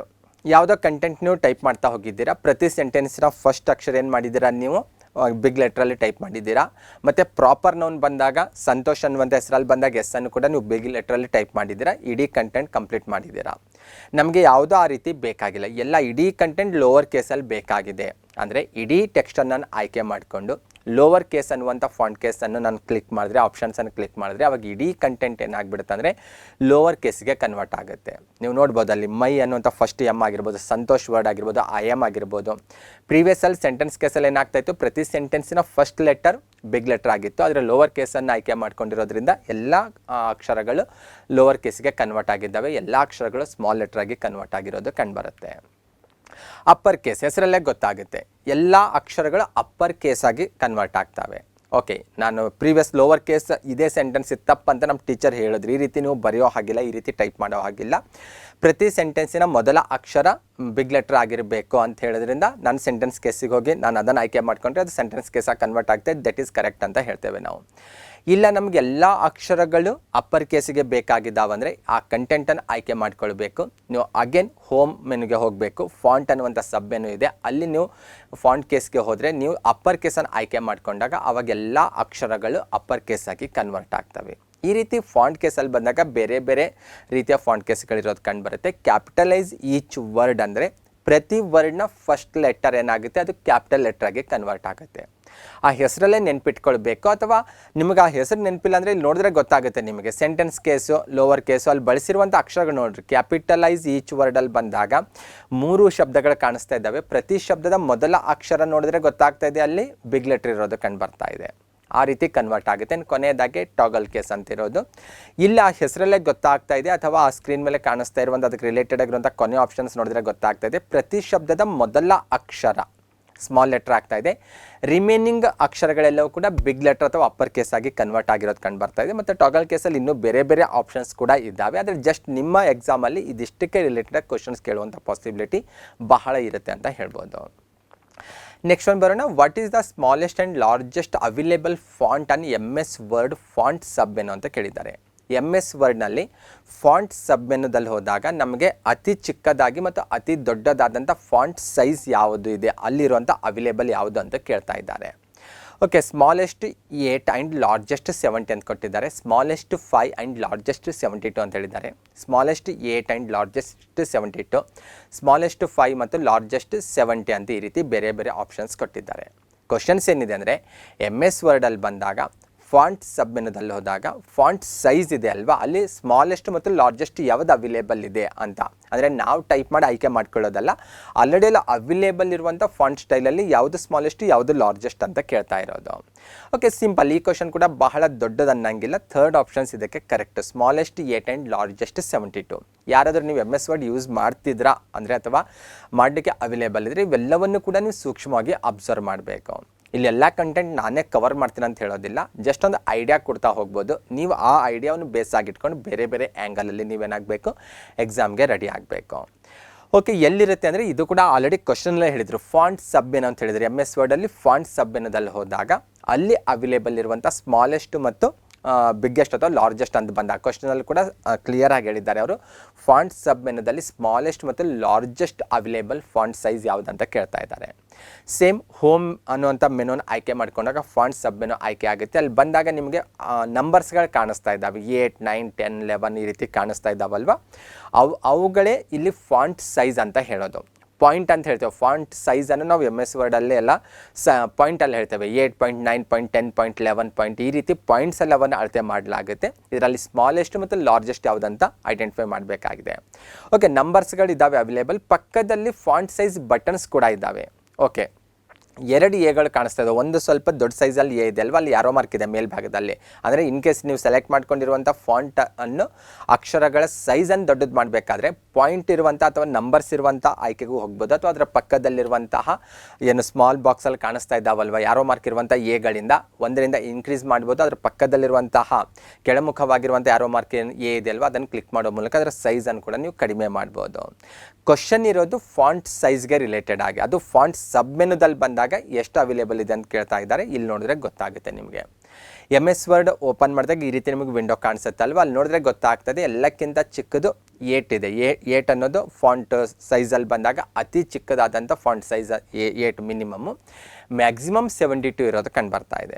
ಇದು ಎಲ್ಲಿ ಸಿಗುತ್ತೆ ಅಂತ ನಿಮಗೆ ಅನಿಸ್ತಾ ಇರ್ಬೋದು. ಇಲ್ಲಿ ಬಂದಾಗ ಫಾಂಟ್ ಸಬ್ ಮೆನುದಲ್ಲಿ ಬಂದಾಗ ಮೇಲ್ಭಾಗದಲ್ಲಿ ನಂಬರ್ಸ್ಗಳು ಅವೈಲೇಬಲ್ ಇರುವಂಥ ಪಕ್ಕದಲ್ಲಿ ಯಾರೋ ಮಾರ್ಕ್ ಇದೆಯಲ್ಲ, ಅದನ್ನು ಕ್ಲಿಕ್ ಮಾಡಿದ್ರೆ ನಿಮ್ಗೆ ಇಷ್ಟೊಂದು ದೊಡ್ಡದಾದಂಥ ಒಂದು ಬಾಕ್ಸ್ ಓಪನ್ ಆಗುತ್ತೆ. ಅದರಲ್ಲಿ ಮಿನಿಮಮ್ 8 ಕಾಣಿಸ್ತಾ ಇದೆ, ಮ್ಯಾಕ್ಸಿಮಮ್ 72 ಇರೋದು ಕಂಡು ಬರ್ತಾ ಇದೆ. ಇದು ಫಾಂಟ್ ಸಬ್ ಮೆನುದಲ್ಲಿ ಬಂದಾಗ. ನಾವು 72ಕ್ಕಿಂತ ದೊಡ್ಡದ ಅಕ್ಷರಗಳನ್ನು ಅಥವಾ ದೊಡ್ಡ ಗಾತ್ರದ ಅಕ್ಷರಗಳನ್ನು ಬರೆಯೋ ಹಾಗಿಲ್ವಾ, ಟೈಪ್ ಮಾಡೋ ಹಾಗಿಲ್ಲ ಅಂದರೆ ಟೈಪ್ ಮಾಡ್ಬೋದು, ಅವೈಲೇಬಲ್ ಇರುತ್ತೆ. ಆದರೆ ಆ ಪಾಯಿಂಟ್ ನಂಬರ್ ಅವೈಲೇಬಲ್ ಇಲ್ಲ. ನಾವೇನು ಮಾಡಬೇಕು, ಆ 11 ಅನ್ನುವಂಥ ನಂಬರಲ್ಲಿ ಏನು ಮಾಡಬೇಕು, ನನಗೆ 100 ಪಾಯಿಂಟ್ ಸೈಜಲ್ಲಿ ಬೇಕಾಗಿದೆ ಅಂದರೆ 100 ಅಂತ ಟೈಪ್ ಮಾಡಿಕೊಂಡು ನಾನು ಅದು ಎಂಟರ್ ಕೊಟ್ಕೊಂಡು ಆಮೇಲೆ ನಾನು ಟೈಪ್ ಮಾಡ್ತಾ ಹೋಗ್ಬೋದು. 200 ಅಥವಾ 250 ಅಥವಾ 150 ಎಷ್ಟಾದರೂ ನಾನು ಬೇಕಾದಂಗೆ ಮಾಡ್ಬೋದು. ಆದರೆ ಅದಕ್ಕೆ ಮಿನಿಮಮ್ ಮತ್ತು ಮ್ಯಾಕ್ಸಿಮಮ್ ಅಂತ ಒಂದು ಪಾಯಿಂಟ್ಸನ್ನು ಫಿಕ್ಸ್ ಮಾಡಿರ್ತಾರೆ, ಅದನ್ನು ಕ್ರಾಸ್ ಮಾಡಿ ಹೋಗೋ ಹಾಗಿಲ್ಲ. ಮತ್ತು ಮಿನಿಮಮ್ ಮ್ಯಾಕ್ಸಿಮಮ್ ಫಾಂಟ್ ಸೈಜ್ ಅಂತ ಬಂದಾಗ ಅಲ್ಲೂ ಕೂಡ ಬೇರೆ ಬೇರೆ ವರ್ಷನಲ್ಲಿ ಬೇರೆ ಬೇರೆ ರೀತಿ ಅವೈಲೇಬಲ್ ಇರೋದು ಕಂಡು ಬರ್ತಾ ಇದೆ. ಹಾಗೆ ನಿಮಗೆ ಕಾಮನಾಗಿ ಕ್ಯಾಸುವಲಾಗಿ ಎಕ್ಸಾಮಲ್ಲಿ ಕೇಳೋದು ಫಾಂಟ್ ಸಬ್ ಮೆನುದಲ್ಲಿ ಅವೈಲೇಬಲ್ ಇರುವಂಥ ಫಾಂಟ್ ಸೈಜ್ ಯಾವುದಂತ ಕೇಳ್ಬೋದು. ಫಾಂಟ್ ಸೈಜ್ ಪಾಯಿಂಟ್ಸ್ನಲ್ಲಿ ಅಳಿತೇವೆ, ಪಾಯಿಂಟಲ್ಲಿ ಅಳಿತೇವೆ. 8 ಪಾಯಿಂಟ್ ಅನ್ನೋದು ಮಿನಿಮಮ್ ಫಾಂಟ್ ಸೈಜ್ ಆಗಿರುತ್ತೆ, 72 ಅನ್ನೋದು ಮ್ಯಾಕ್ಸಿಮಮ್ ಅನ್ನೋದು ನಿಮಗೆ ಗೊತ್ತಿರಬೇಕು. ನೆಕ್ಸ್ಟ್ ಒಂದು ಬರೋಣ, ಲ್ಯಾಂಡ್ಸ್ಕೇಪ್ ಈಸಿ ಅಂತ ಕೇಳಿದ್ದಾರೆ. ಲ್ಯಾಂಡ್ಸ್ಕೇಪ್ ಅನ್ನೋದು ಏನು ಅಂತ ಕೇಳ್ತಾ ಇದ್ದಾರೆ. ಇದು ಫಾಂಟ್ ಸ್ಟೈಲಾ, ಪೇಪರ್ ಸೈಜಾ, ಫಾಂಟ್ ಸೈಜಾ, ಪೇಜ್ ಓರಿಯೆಂಟೇಷನ್ ಅಂತ. ಹಾಗೇನು ಇದು ಕೂಡ MS ವರ್ಡ್ಗೆ ರಿಲೇಟೆಡ್ ಆಗಿರುವಂಥ ಕ್ವಶನ್ ಇದು. ಲ್ಯಾಂಡ್ಸ್ಕೇಪ್ ಅಂದರೆ ಏನಂತ ಜಸ್ಟ್ ನಿಮಗೆ ಬೇಸಿಕ್ ಆದಂಥ ಮಾಹಿತಿ ನಿಮ್ಮಿಂದ ಕೇಳ್ತಾ ಇದ್ದಾರೆ. ಫಾಂಟ್ ಸ್ಟೈಲ್ ಬಗ್ಗೆ ನಾವು ಓದ್ದೇವೆ, ಆ್ಯಕ್ಚುಲಿ ಆಲ್ರೆಡಿ ನೀವು ಕ್ಲಿಯರ್ ಇದೆ ಅಂತ ಅಂದ್ಕೊಂಡಿದ್ದೀನಿ. ಫಾಂಟ್ ಸೈಜ್ ಬಗ್ಗೆ ಕೂಡ ಡಿಸ್ಕಷನ್ ಮಾಡ್ತೇವೆ ನಾವು, ಅದು ಕೂಡ ಅಲ್ಲ ಅಂತ ಹೇಳ್ಬೋದು. ಪೇಪರ್ ಸೈಜು, ಪೇಜ್ ಓರಿಯೆಂಟೇಷನ್ ಇವೆರಡರಲ್ಲಿ ಒಂದಿರ್ಬೋದು ಅಂತ ನಾವು ಗೆಸ್ ಮಾಡ್ಬೋದು. ಲ್ಯಾಂಡ್ಸ್ಕೇಪ್ ಅನ್ನುವಂಥ ವರ್ಡ್ ಭಾಳ ಕಡೆ ಬಳಕೆ ಆಗ್ತಾ ಇರುತ್ತೆ. ಜೆರಾಕ್ಸಲ್ಲಾಗಿರ್ಬೋದು, ಪ್ರಿಂಟಲ್ಲಾಗಿರ್ಬೋದು, PDF ಫೈಲಲ್ಲಾಗಿರ್ಬೋದು, ಈ ಕಡೆ ಭಾಳಷ್ಟು ಕಡೆ ಬಳಕೆ ಆಗ್ತಾ ಇರುತ್ತೆ. ಭಾಳಷ್ಟು ಜನರಿಗೆ ಗೊತ್ತಿರುತ್ತೆ ಇದು ಏನನ್ನೋದು. ಇದು ಪೇಜ್ ಓರಿಯೆಂಟೇಷನ್ಗೆ ರಿಲೇಟೆಡ್ ಆಗಿದೆ. ಓಕೆ, ಇದು ಎಲ್ಲಿರುತ್ತೆ, ಯಾವ ಆಪ್ಷನ್ಸಲ್ಲಿ ಇರುತ್ತೆ ಅಂತ ನೋಡ್ತಾ ಹೋದರೆ ಅಗೇನ್ MS ವರ್ಡ್ ನಿಮಗೆ ಕಾಣಿಸ್ತಾ ಇದೆ, ಈ ರೀತಿ ಓಪನ್ ಆಗಿರುತ್ತೆ. ನಾವು ಇಷ್ಟೊತ್ತರೆಗೂ ಚರ್ಚೆ ಮಾಡಿದ್ದು ಹೋಮ್ ಅನ್ನುವಂಥ ಮೆನುದಲ್ಲಿ ಚರ್ಚೆ ಮಾಡಿದ್ದು. ಆದರೆ ಸ್ವಲ್ಪ ನೀವು ಮುಂಭಾಗದಲ್ಲಿ ಬಂದರೆ ನಿಮಗೆ ಇನ್ಸರ್ಟ್ ಅನ್ನುವಂಥ ಮೆನು ಸಿಗುತ್ತೆ, ಡಿಸೈನ್ ಸಿಗುತ್ತೆ. ಡಿಸೈನ್ ದಾಟ್ಕೊಂಡು ಮುಂದೆ ಬಂದರೆ ನಿಮಗೆ ಲೇಔಟ್ ಅನ್ನೋದು ಸಿಗುತ್ತೆ. ಕೆಲವೊಂದು ಕಡೆಗೆ ಪೇಜ್ ಲೇಔಟ್ ಅಂತಿರುತ್ತೆ ಕೆಲವೊಂದು ವರ್ಷನಲ್ಲಿ ಬಂದಾಗ, ಕೆಲವೊಂದು ವರ್ಷನಲ್ಲಿ ಲೇಔಟ್ ಅಂತಿರ್ಬೋದು. ನೀವು ಯಾವ ವರ್ಷನ್ ಬಳಕೆ ಮಾಡ್ತಾ ಇದ್ದೀರ ಅನ್ನೋ ಬೇಸ್ ಮೇಲೆ ಕೆಲವೊಂದು ಸಣ್ಣ ಪುಟ್ಟ ಚೇಂಜಸ್ಗಳು ಇರ್ತವೆ. ಪೇಜ್ ಲೇಔಟ್ ಅಥವಾ ಲೇಔಟ್ ಅಂತ ಹೇಳ್ಬೋದು. ನಾನಿಲ್ಲಿ ಲೇಔಟ್ ಅನ್ನುವಂಥ ಒಂದು ಆಪ್ಷನ್ ಅಥವಾ ಮೆನುವನ್ನು ಆಯ್ಕೆ ಮಾಡ್ಕೊಂಡಿದ್ದೀನಿ. ಆವಾಗ ಕೆಳಭಾಗದಲ್ಲಿ ಸುಮಾರು ಸಬ್ ಮೆನುಗಳು ಓಪನ್ ಆಗಿದ್ದಾವೆ. ಅದರಲ್ಲಿ ಪೇಜ್ ಸೆಟಪ್ ಅನ್ನೋದು ಒಂದು ಸಬ್ ಮೆನು. ಅದರಲ್ಲಿ ನಿಮಗೆ ಸುಮಾರು ಆಪ್ಷನ್ಸ್ಗಳು ಕಾಣಿಸ್ತಾ ಇದ್ದಾವೆ. ಮಾರ್ಜಿನ್ ಕಾಣಿಸ್ತಾ ಇದೆ, ಓರಿಯೆಂಟೇಷನ್ ಕಾಣಿಸ್ತಾ ಇದೆ, ಸೈಜ್ ಕಾಣಿಸ್ತಾ ಇದೆ, ಕಾಲಮ್ಸ್, ಈ ರೀತಿ ಬೇರೆ ಬೇರೆ ಆಪ್ಷನ್ಸ್ಗಳಿರೋದು ಕಂಡು ಬರ್ತಾ ಇದೆ. ಅದರಲ್ಲಿ ಓರಿಯೆಂಟೇಷನ್ದಲ್ಲಿ ಬಂದರೆ 2 ಆಯ್ಕೆಗಳಿದ್ದಾವೆ. ಒಂದು ಪೋರ್ಟ್ರೇಟ್ ಇದೆ, ಇನ್ನೊಂದು ಲ್ಯಾಂಡ್ಸ್ಕೇಪ್ ಇದೆ. ಇದನ್ನೇ ಕೇಳಿರೋದು ನಿಮಗೆ ಅಲ್ಲಿ. ಲ್ಯಾಂಡ್ಸ್ಕೇಪ್ ಅನ್ನೋದು ಏನು ಅಂತ ಕೇಳಿದ್ದಾರೆ. ಲ್ಯಾಂಡ್ಸ್ಕೇಪ್ ಅನ್ನೋದು ಪೇಜ್ ಓರಿಯೆಂಟೇಷನ್. ಇದು ಪೇಜ್ ಸೆಟಪ್ಪಲ್ಲಿ ಬಂದಾಗ ಅಲ್ಲಿ ನಮಗೆ ಇದು ಸಿಗುತ್ತೆ. 2 ರೀತಿ ಓರಿಯೆಂಟೇಷನ್ ಇರೋದು ಕಂಡು ಬರ್ತಾ ಇದೆ, ಒಂದು ಪೋರ್ಟ್ರೇಟು ಮತ್ತು ಲ್ಯಾಂಡ್ಸ್ಕೇಪು. ಅಂದರೆ ನಾವಿಲ್ಲಿ ಟೈಪ್ ಮಾಡಿರೋದನ್ನು ಪ್ರಿಂಟ್ ತೆಗೆದುಕೊಂಡು ಯೂಸ್ ಮಾಡ್ತಾ ಇರ್ತೇವೆ. MS ವರ್ಡಲ್ಲಿ ನಾವೇನು ಟೈಪ್ ಮಾಡ್ತೇವಲ್ವ, ಅದನ್ನು ನಾವು ಪ್ರಿಂಟ್ ತೆಗೆದುಕೊಂಡು ಯೂಸ್ ಮಾಡ್ತಾ ಇರ್ತೇವೆ. ಈಗ ನಾನು ನನ್ನ ಮುಖ್ಯಸ್ಥರಿಗೆ ಅಥವಾ ನನ್ನ ಇಲಾಖೆಯ ಮುಖ್ಯಸ್ಥರಿಗೋ ಅಥವಾ ನಮ್ಮ ಕಾಲೇಜ್ ಪ್ರಿನ್ಸಿಪಾಲ್ಗೆ ಯಾವುದೊಂದು ಲೆಟ್ರ್ ಬರೀಬೇಕಾದ್ರೆ ಕ್ಯಾಸುವಲ್ ಆಗಿ ನಾನೇನು ಮಾಡ್ತೀನಿ, ಪೋರ್ಟ್ರೇಟ್ ಏನಿದೆ ಅಲ್ವಾ, ಓರಿಯೆಂಟೇಷನ್ ಇದೆ ಅಲ್ವಾ, ಅದರಲ್ಲಿ ನಾನು ಟೈಪ್ ಮಾಡ್ತೀನಿ, ಆ ಸ್ಟೈಲಲ್ಲಿ ಟೈಪ್ ಮಾಡ್ತೀನಿ ನಾನು. ಅಂದರೆ ನಿಮಗೆ ಯಾವ ಇದರಲ್ಲಿ ಬೇಕು ಅನ್ನೋದು ನೀವಿಲ್ಲಿ ಬಿಫೋರೇ ಆಯ್ಕೆ ಮಾಡ್ಕೋಬೋದು. ಪೋರ್ಟ್ರೇಟ್ ಅಂದರೆ ನಿಮ್ಮ ಪೇಜ್ ಈ ರೀತಿ ಇರುತ್ತೆ, ಲ್ಯಾಂಡ್ಸ್ಕೇಪ್ ಅಂದರೆ ಈ ರೀತಿ ಅಡ್ಡವಾಗಿರುತ್ತೆ ನಿಮ್ಮ ಪೇಜ್ ಅನ್ನೋದು ಗೊತ್ತಿರಬೇಕು, ಅಥವಾ ನೆಕ್ಸ್ಟ್ ಇದಕ್ಕೆ ಹೋದರೆ ಗೊತ್ತಾಗುತ್ತೆ ನಿಮಗೆ. ಪೋರ್ಟ್ರೇಟ್ ಅಂದರೆ ನಿಮ್ಗೆ ಆಲ್ರೆಡಿ ಕಾಣಿಸ್ತಾ ಇದೆ, ನೀವು ಟೈಪ್ ಮಾಡುವಂಥ ಕಂಟೆಂಟ್ ಆ ರೀತಿ ರೆಡಿ ಆಗುತ್ತೆ, ಅಂಥ ಒಂದು ಪೇಜಲ್ಲಿ ರೆಡಿ ಆಗುತ್ತೆ. ಲ್ಯಾಂಡ್ಸ್ಕೇಪ್ ಅಂದರೆ ಅಡ್ಡವಾಗಿ ಟೈಪ್ ಆಗುತ್ತೆ. ಕ್ಯಾಸುವಲಾಗಿ ನಾವು ಯಾವುದೇ ಮನವಿ ಪತ್ರ ಕೊಡಲಿ, ಯಾವುದೇ ಅಪ್ಲಿಕೇಶನ್ ಕೊಟ್ಟು ಕೂಡ ಪೋರ್ಟ್ರೇಟಲ್ಲೇ ಇರೋದು ಕಂಡು ಬರುತ್ತೆ. ಲ್ಯಾಂಡ್ಸ್ಕೇಪಲ್ಲಿ ಕೆಲವೊಂದು ಕಂಟೆಂಟ್ ನಾವು ಜಾಸ್ತಿ ಟೇಬಲನ್ನು ಡ್ರಾ ಮಾಡಬೇಕಾದ್ರೆ ಲ್ಯಾಂಡ್ಸ್ಕೇಪ್ ಲ್ಯಾಂಡ್ಸ್ಕೇಪ್ ಯೂಸ್ ಮಾಡ್ಕೊಳ್ತೇವೆ. ಅಥವಾ ನೇಮ್ ಪ್ಲೇಟ್ ಎಲ್ಲಾದರೂ ನಾನು ಟೈಪ್ ಮಾಡಬೇಕಾಗಿದೆ, ಯಾವುದೊಂದು ಪ್ರೋಗ್ರಾಮ್ ನಾವು ಕಂಡಕ್ಟ್ ಮಾಡಿದ್ದೇವೆ, ನೇಮ್ ಪ್ಲೇಟಿಗೆ ನೇಮನ್ನು ನಾನು ಟೈಪ್ ಮಾಡಿ ಹಾಕಬೇಕು, ಅವಾಗ ಲ್ಯಾಂಡ್ಸ್ಕೇಪನ್ನು ಯೂಸ್ ಮಾಡ್ಕೊಳ್ತೇವೆ. ಅಂದರೆ ಪೇಜ್ ನಿಮಗೆ ಅಡ್ಡವಾಗಿ ಸಿಗುತ್ತೆ, ಅವಾಗ ನಿಮಗೆ ಜಾಸ್ತಿ ಸ್ಪೇಸ್ ಸಿಗುತ್ತೆ. ಪೋರ್ಟ್ರೇಟಲ್ಲಿ ಏನಾಗುತ್ತೆ, ನಿಮಗೆ ಪೇಪರ್ ಉದ್ದವಾಗಿ ಸಿಗುತ್ತೆ, ಅಲ್ಲಿ ನೀವು ಜಾಸ್ತಿ ಅಡ್ಡವಾಗಿ ಕಂಟೆಂಟನ್ನು ಇಡಿಸಲಿಕ್ಕೆ ಆಗೋದಿಲ್ಲ. ನಮ್ಗೆ ಯಾವ ರೀತಿ ಬೇಕೋ ಆ ರೀತಿ ನಾನು ಪೇಜನ್ನು ಸೆಲೆಕ್ಟ್ ಮಾಡ್ಕೊಳ್ಬೋದು. ಇದು ಪೋರ್ಟ್ರೇಟ್ ಮತ್ತು ಲ್ಯಾಂಡ್ಸ್ಕೇಪ್ ಎರಡೂ ಕೂಡ ನಿಮಗೆ ಗೊತ್ತಿರಬೇಕು. ಇದು ಲೇಔಟ್ ಅಥವಾ ಪೇಜ್ ಲೇಔಟಲ್ಲಿ ಬಂದಾಗ ಓರಿಯೆಂಟೇಷನಲ್ಲಿರುವಂಥ ಆಪ್ಷನ್ಸ್ ಅನ್ನೋದು ತಿಳಿದಿರಬೇಕು. ನೆಕ್ಸ್ಟ್ ಒನ್, ಕೆಳಗಿನವುಗಳಲ್ಲಿ ಯಾವುದು ಮಾರ್ಜಿನ್ನ ವಿಧವಾಗಿಲ್ಲ ಅಂತ ಕೇಳಿದ್ದಾರೆ. Which is not A type of margin. ಇದು ಕೂಡ MS ವರ್ಡನ್ನೇ ಫೋಕಸ್ ಮಾಡಿ. ಇವತ್ತು ನಾವು ಡಿಸ್ಕಷನ್ ಮಾಡ್ತಾ ಇರುವಂಥ ಬಹುತೇಕ ಕ್ವಶನ್ಸ್ಗಳು MS ವರ್ಡನ್ನು ಇಟ್ಕೊಂಡೇ ಕೇಳ್ತಾ ಇರುವಂಥ ಕ್ವಶನ್ಸ್ ಆಗಿದ್ದಾವೆ. ಟಾಪ್, ಲೆಫ್ಟ್, ರೈಟ್, ಸೆಂಟರ್ ಅಂತ ಯಾವುದು ಮಾರ್ಜಿನ್ನ ವಿಧವಾಗಿಲ್ಲ ಅಂತ. MS ವರ್ಡಲ್ಲಿ ನಾವು ಟೈಪ್ ಮಾಡೋದಕ್ಕಿಂತ ಮುಂಚೆನೇ ಏನು ಮಾಡ್ಬೋದು, ನಾವು ಮಾರ್ಜಿನನ್ನು ಆಯ್ಕೆ ಮಾಡ್ಕೋಬೋದು. ನಾವು ಯಾವ ರೀತಿ ಮಾರ್ಜಿನ್ ಬೇಕಂತ ಅದಕ್ಕೆ ರಿಲೇಟೆಡ್ ಕೇಳಿರುವಂಥ ಕ್ವಶನ್ನು. ಯಾವುದು ಮಾರ್ಜಿನ್ ಆಗಿಲ್ಲ ಅಂದರೆ ಅದು ಸೆಂಟರ್ ಅನ್ನೋದು ಮಾರ್ಜಿನ್ ಅಲ್ಲ. ಅದು ಟಾಪ್, ಲೆಫ್ಟು, ರೈಟ್ ಏನಿದಾವಲ್ವ ಇವೆಲ್ಲವೂ ಕೂಡ ಮಾರ್ಜಿನ್ನಲ್ಲಿ ನಾವು ಈ ಆಪ್ಷನ್ಸನ್ನು ಕಾಣ್ತೇವೆ. ಇದು ಕೂಡ ಸೇಮ್. ಲೇಔಟ್ ಅಥವಾ ಪೇಜ್ ಲೇಔಟಲ್ಲಿ ಪೇಜ್ ಸೆಟಪ್ಪಲ್ಲಿ ಬರುವಂಥ ಆಪ್ಷನ್ಸ್. ಫಸ್ಟ್ ಒನ್ ನೋಡಿದ್ರೆ ಗೊತ್ತಾಗುತ್ತೆ ನಿಮಗೆ, ಇಲ್ಲಿ ಮಾರ್ಜಿನ್ ಅಂತ ಕಾಣಿಸ್ತಾ ಇದೆ. ನಿಮಗೆ ನೀವು ಟೈಪ್ ಮಾಡ್ತಿರುವಂತಹ ಏನು ಕಂಟೆಂಟ್ ಇದೆ ಅಲ್ವಾ, ನೀವು ಟೈಪ್ ಮಾಡ್ತಾ ಹೋಗ್ತೀರಲ್ವ, ಆವಾಗ ನೀವು ಅದನ್ನು ಪ್ರಿಂಟ್ ತೆಗೆದುಕೊಂಡಾಗ ಯಾವ ರೀತಿ ಮಾರ್ಜಿನ್ ಬೇಕೋ ಅಥವಾ ಎಷ್ಟು ಮಾರ್ಜಿನ್ ಬೇಕೋ ಅನ್ನೋದನ್ನು ನೀವೇ ಮುಂಚೆನೇ ಆಯ್ಕೆ ಮಾಡ್ಕೋಬೋದು. ಫಾರ್ ಎಕ್ಸಾಂಪಲ್, ನಾರ್ಮಲ್ ಮಾರ್ಜಿನ್ ಅಂತ ಕಾಣಿಸ್ತಾ ಇದೆ. ನಾರ್ಮಲ್ ಅಂದರೆ ಏನು, ಎಲ್ಲ ಕಡೆಗೂ ಸೇಮ್ ಆಗಿ ಒಂದು ಕಾಮನ್ ಆಗಿ ನಾರ್ಮಲ್ ಆಗಿ ಸ್ಪೇಸ್ ಬಿಟ್ಕೊಂಡು ಒಂದು ಮಾರ್ಜಿನ್ ಅವೈಲೇಬಲ್ ಇರುತ್ತೆ. ಎಲ್ಲ ಕಡೆಗೂ ನಾರ್ಮಲ್ ಮಾರ್ಜಿನಲ್ಲಿ ಏನಿದೆ 2.54 ಸೆಂಟಿಮೀಟರ್ ಅಷ್ಟು ಮಾರ್ಜಿನ್ ಇರೋದು ಕಂಡು ಬರುತ್ತೆ. ಮಾರ್ಜಿನ್ ಆಯ್ಕೆಗಳನ್ನು ಸ್ವಲ್ಪ ನೀಟಾಗಿ ಅಬ್ಸರ್ವ್ ಮಾಡಬೇಕು. ಕ್ವಶನ್ ಸ್ಪೆಷಲಿ ಅದ್ರ ಮೇಲೇ ಫೋಕಸ್ ಮಾಡಿರೋದು. ಏನಿದೆ, ಟಾಪ್ ಇದೆ, ಬಾಟಮ್ ಇದೆ, ಲೆಫ್ಟ್ ಮತ್ತು ರೈಟ್ ಅಂತ ಆಲ್ರೆಡಿ ಗೊತ್ತು ನಿಮಗೆ. ಪೇಜ್ ಅಂತ ಬಂದಾಗ ಟಾಪಲ್ಲಿ ಮಾರ್ಜಿನ್ ಇರುತ್ತೆ ಮತ್ತು ಬಾಟಮಲ್ಲಿ ಮಾರ್ಜಿನ್ ಇರುತ್ತೆ, ರೈಟು ಮತ್ತು ಲೆಫ್ಟಲ್ಲಿ ಮಾರ್ಜಿನ್ ಬಿಟ್ಟಿರ್ತೇವೆ. ನಾರ್ಮಲ್ ಮಾರ್ಜಿನ್ ಅಂದರೆ ಸುತ್ತಲೂ ಕೂಡ 2.54 ಸೆಂಟಿಮೀಟರ್ ಅಷ್ಟು ಸ್ಪೇಸನ್ನು ಬಿಟ್ಕೊಂಡು ಒಳಗಡೆ ಪ್ರಿಂಟ್ ಆಗ್ತಾ ಇರುತ್ತೆ ಅಥವಾ ಒಳಗಡೆ ನಾವು ಟೈಪ್ ಮಾಡ್ತೇವೆ ಅಂತ ಅರ್ಥ. ನ್ಯಾರೋ ಅಂದರೆ ಮಾರ್ಜಿನ್ನ ಸ್ಪೇಸ್ ಕಡಿಮೆ ಆಗ್ತಾ ಹೋಗುತ್ತೆ. ಜಾಸ್ತಿ ಕಂಟೆಂಟ್ ಇದೆ, ಆವಾಗ ಆ ಪೇಜಲ್ಲಿ ಹಿಡಿಸ್ತಾ ಇಲ್ಲ ಅಂದರೆ ನಾವೇನು ಮಾಡೋದು, ಮಾರ್ಜಿನನ್ನು ಕಡಿಮೆ ಮಾಡ್ಬೋದು, ನ್ಯಾರೋ ಮಾಡ್ಕೋಬೋದು. ಅಲ್ಲೂ ಕೂಡ ಅಷ್ಟೇ, ಟಾಪು, ಬಾಟಮು, ರೈಟು, ಲೆಫ್ಟು ಇದೆ, ಅದ್ರ ಸೈಜ್ ಕೂಡ ಕೊಟ್ಟಿದ್ದಾರೆ. ಈ ರೀತಿ ಬೇರೆ ಬೇರೆ ರೀತಿ ಇದ್ದಾವೆ. ಆದರೆ ಬಹುತೇಕ ಎಲ್ಲ ಕಡೆಗೂ ಕೂಡ ನಮಗೆ ಮಾರ್ಜಿನಲ್ಲಿ ಬಂದಾಗ ಟಾಪು, ಬಾಟಮು, ರೈಟು, ಲೆಫ್ಟು ಸಿಗುತ್ತೆ. ಒಂದು ಕಡೆ ಮಾತ್ರ ಇನ್ಸೈಡ್ ಔಟ್ಸೈಡ್ ಅನ್ನೋದು ಆಪ್ಷನ್ ಸಿಗ್ತಾ ಇದೆ, ರಿಮೈನಿಂಗ್ ಎಲ್ಲೂ ಕೂಡ ಸಿಗ್ತಾ ಇಲ್ಲ.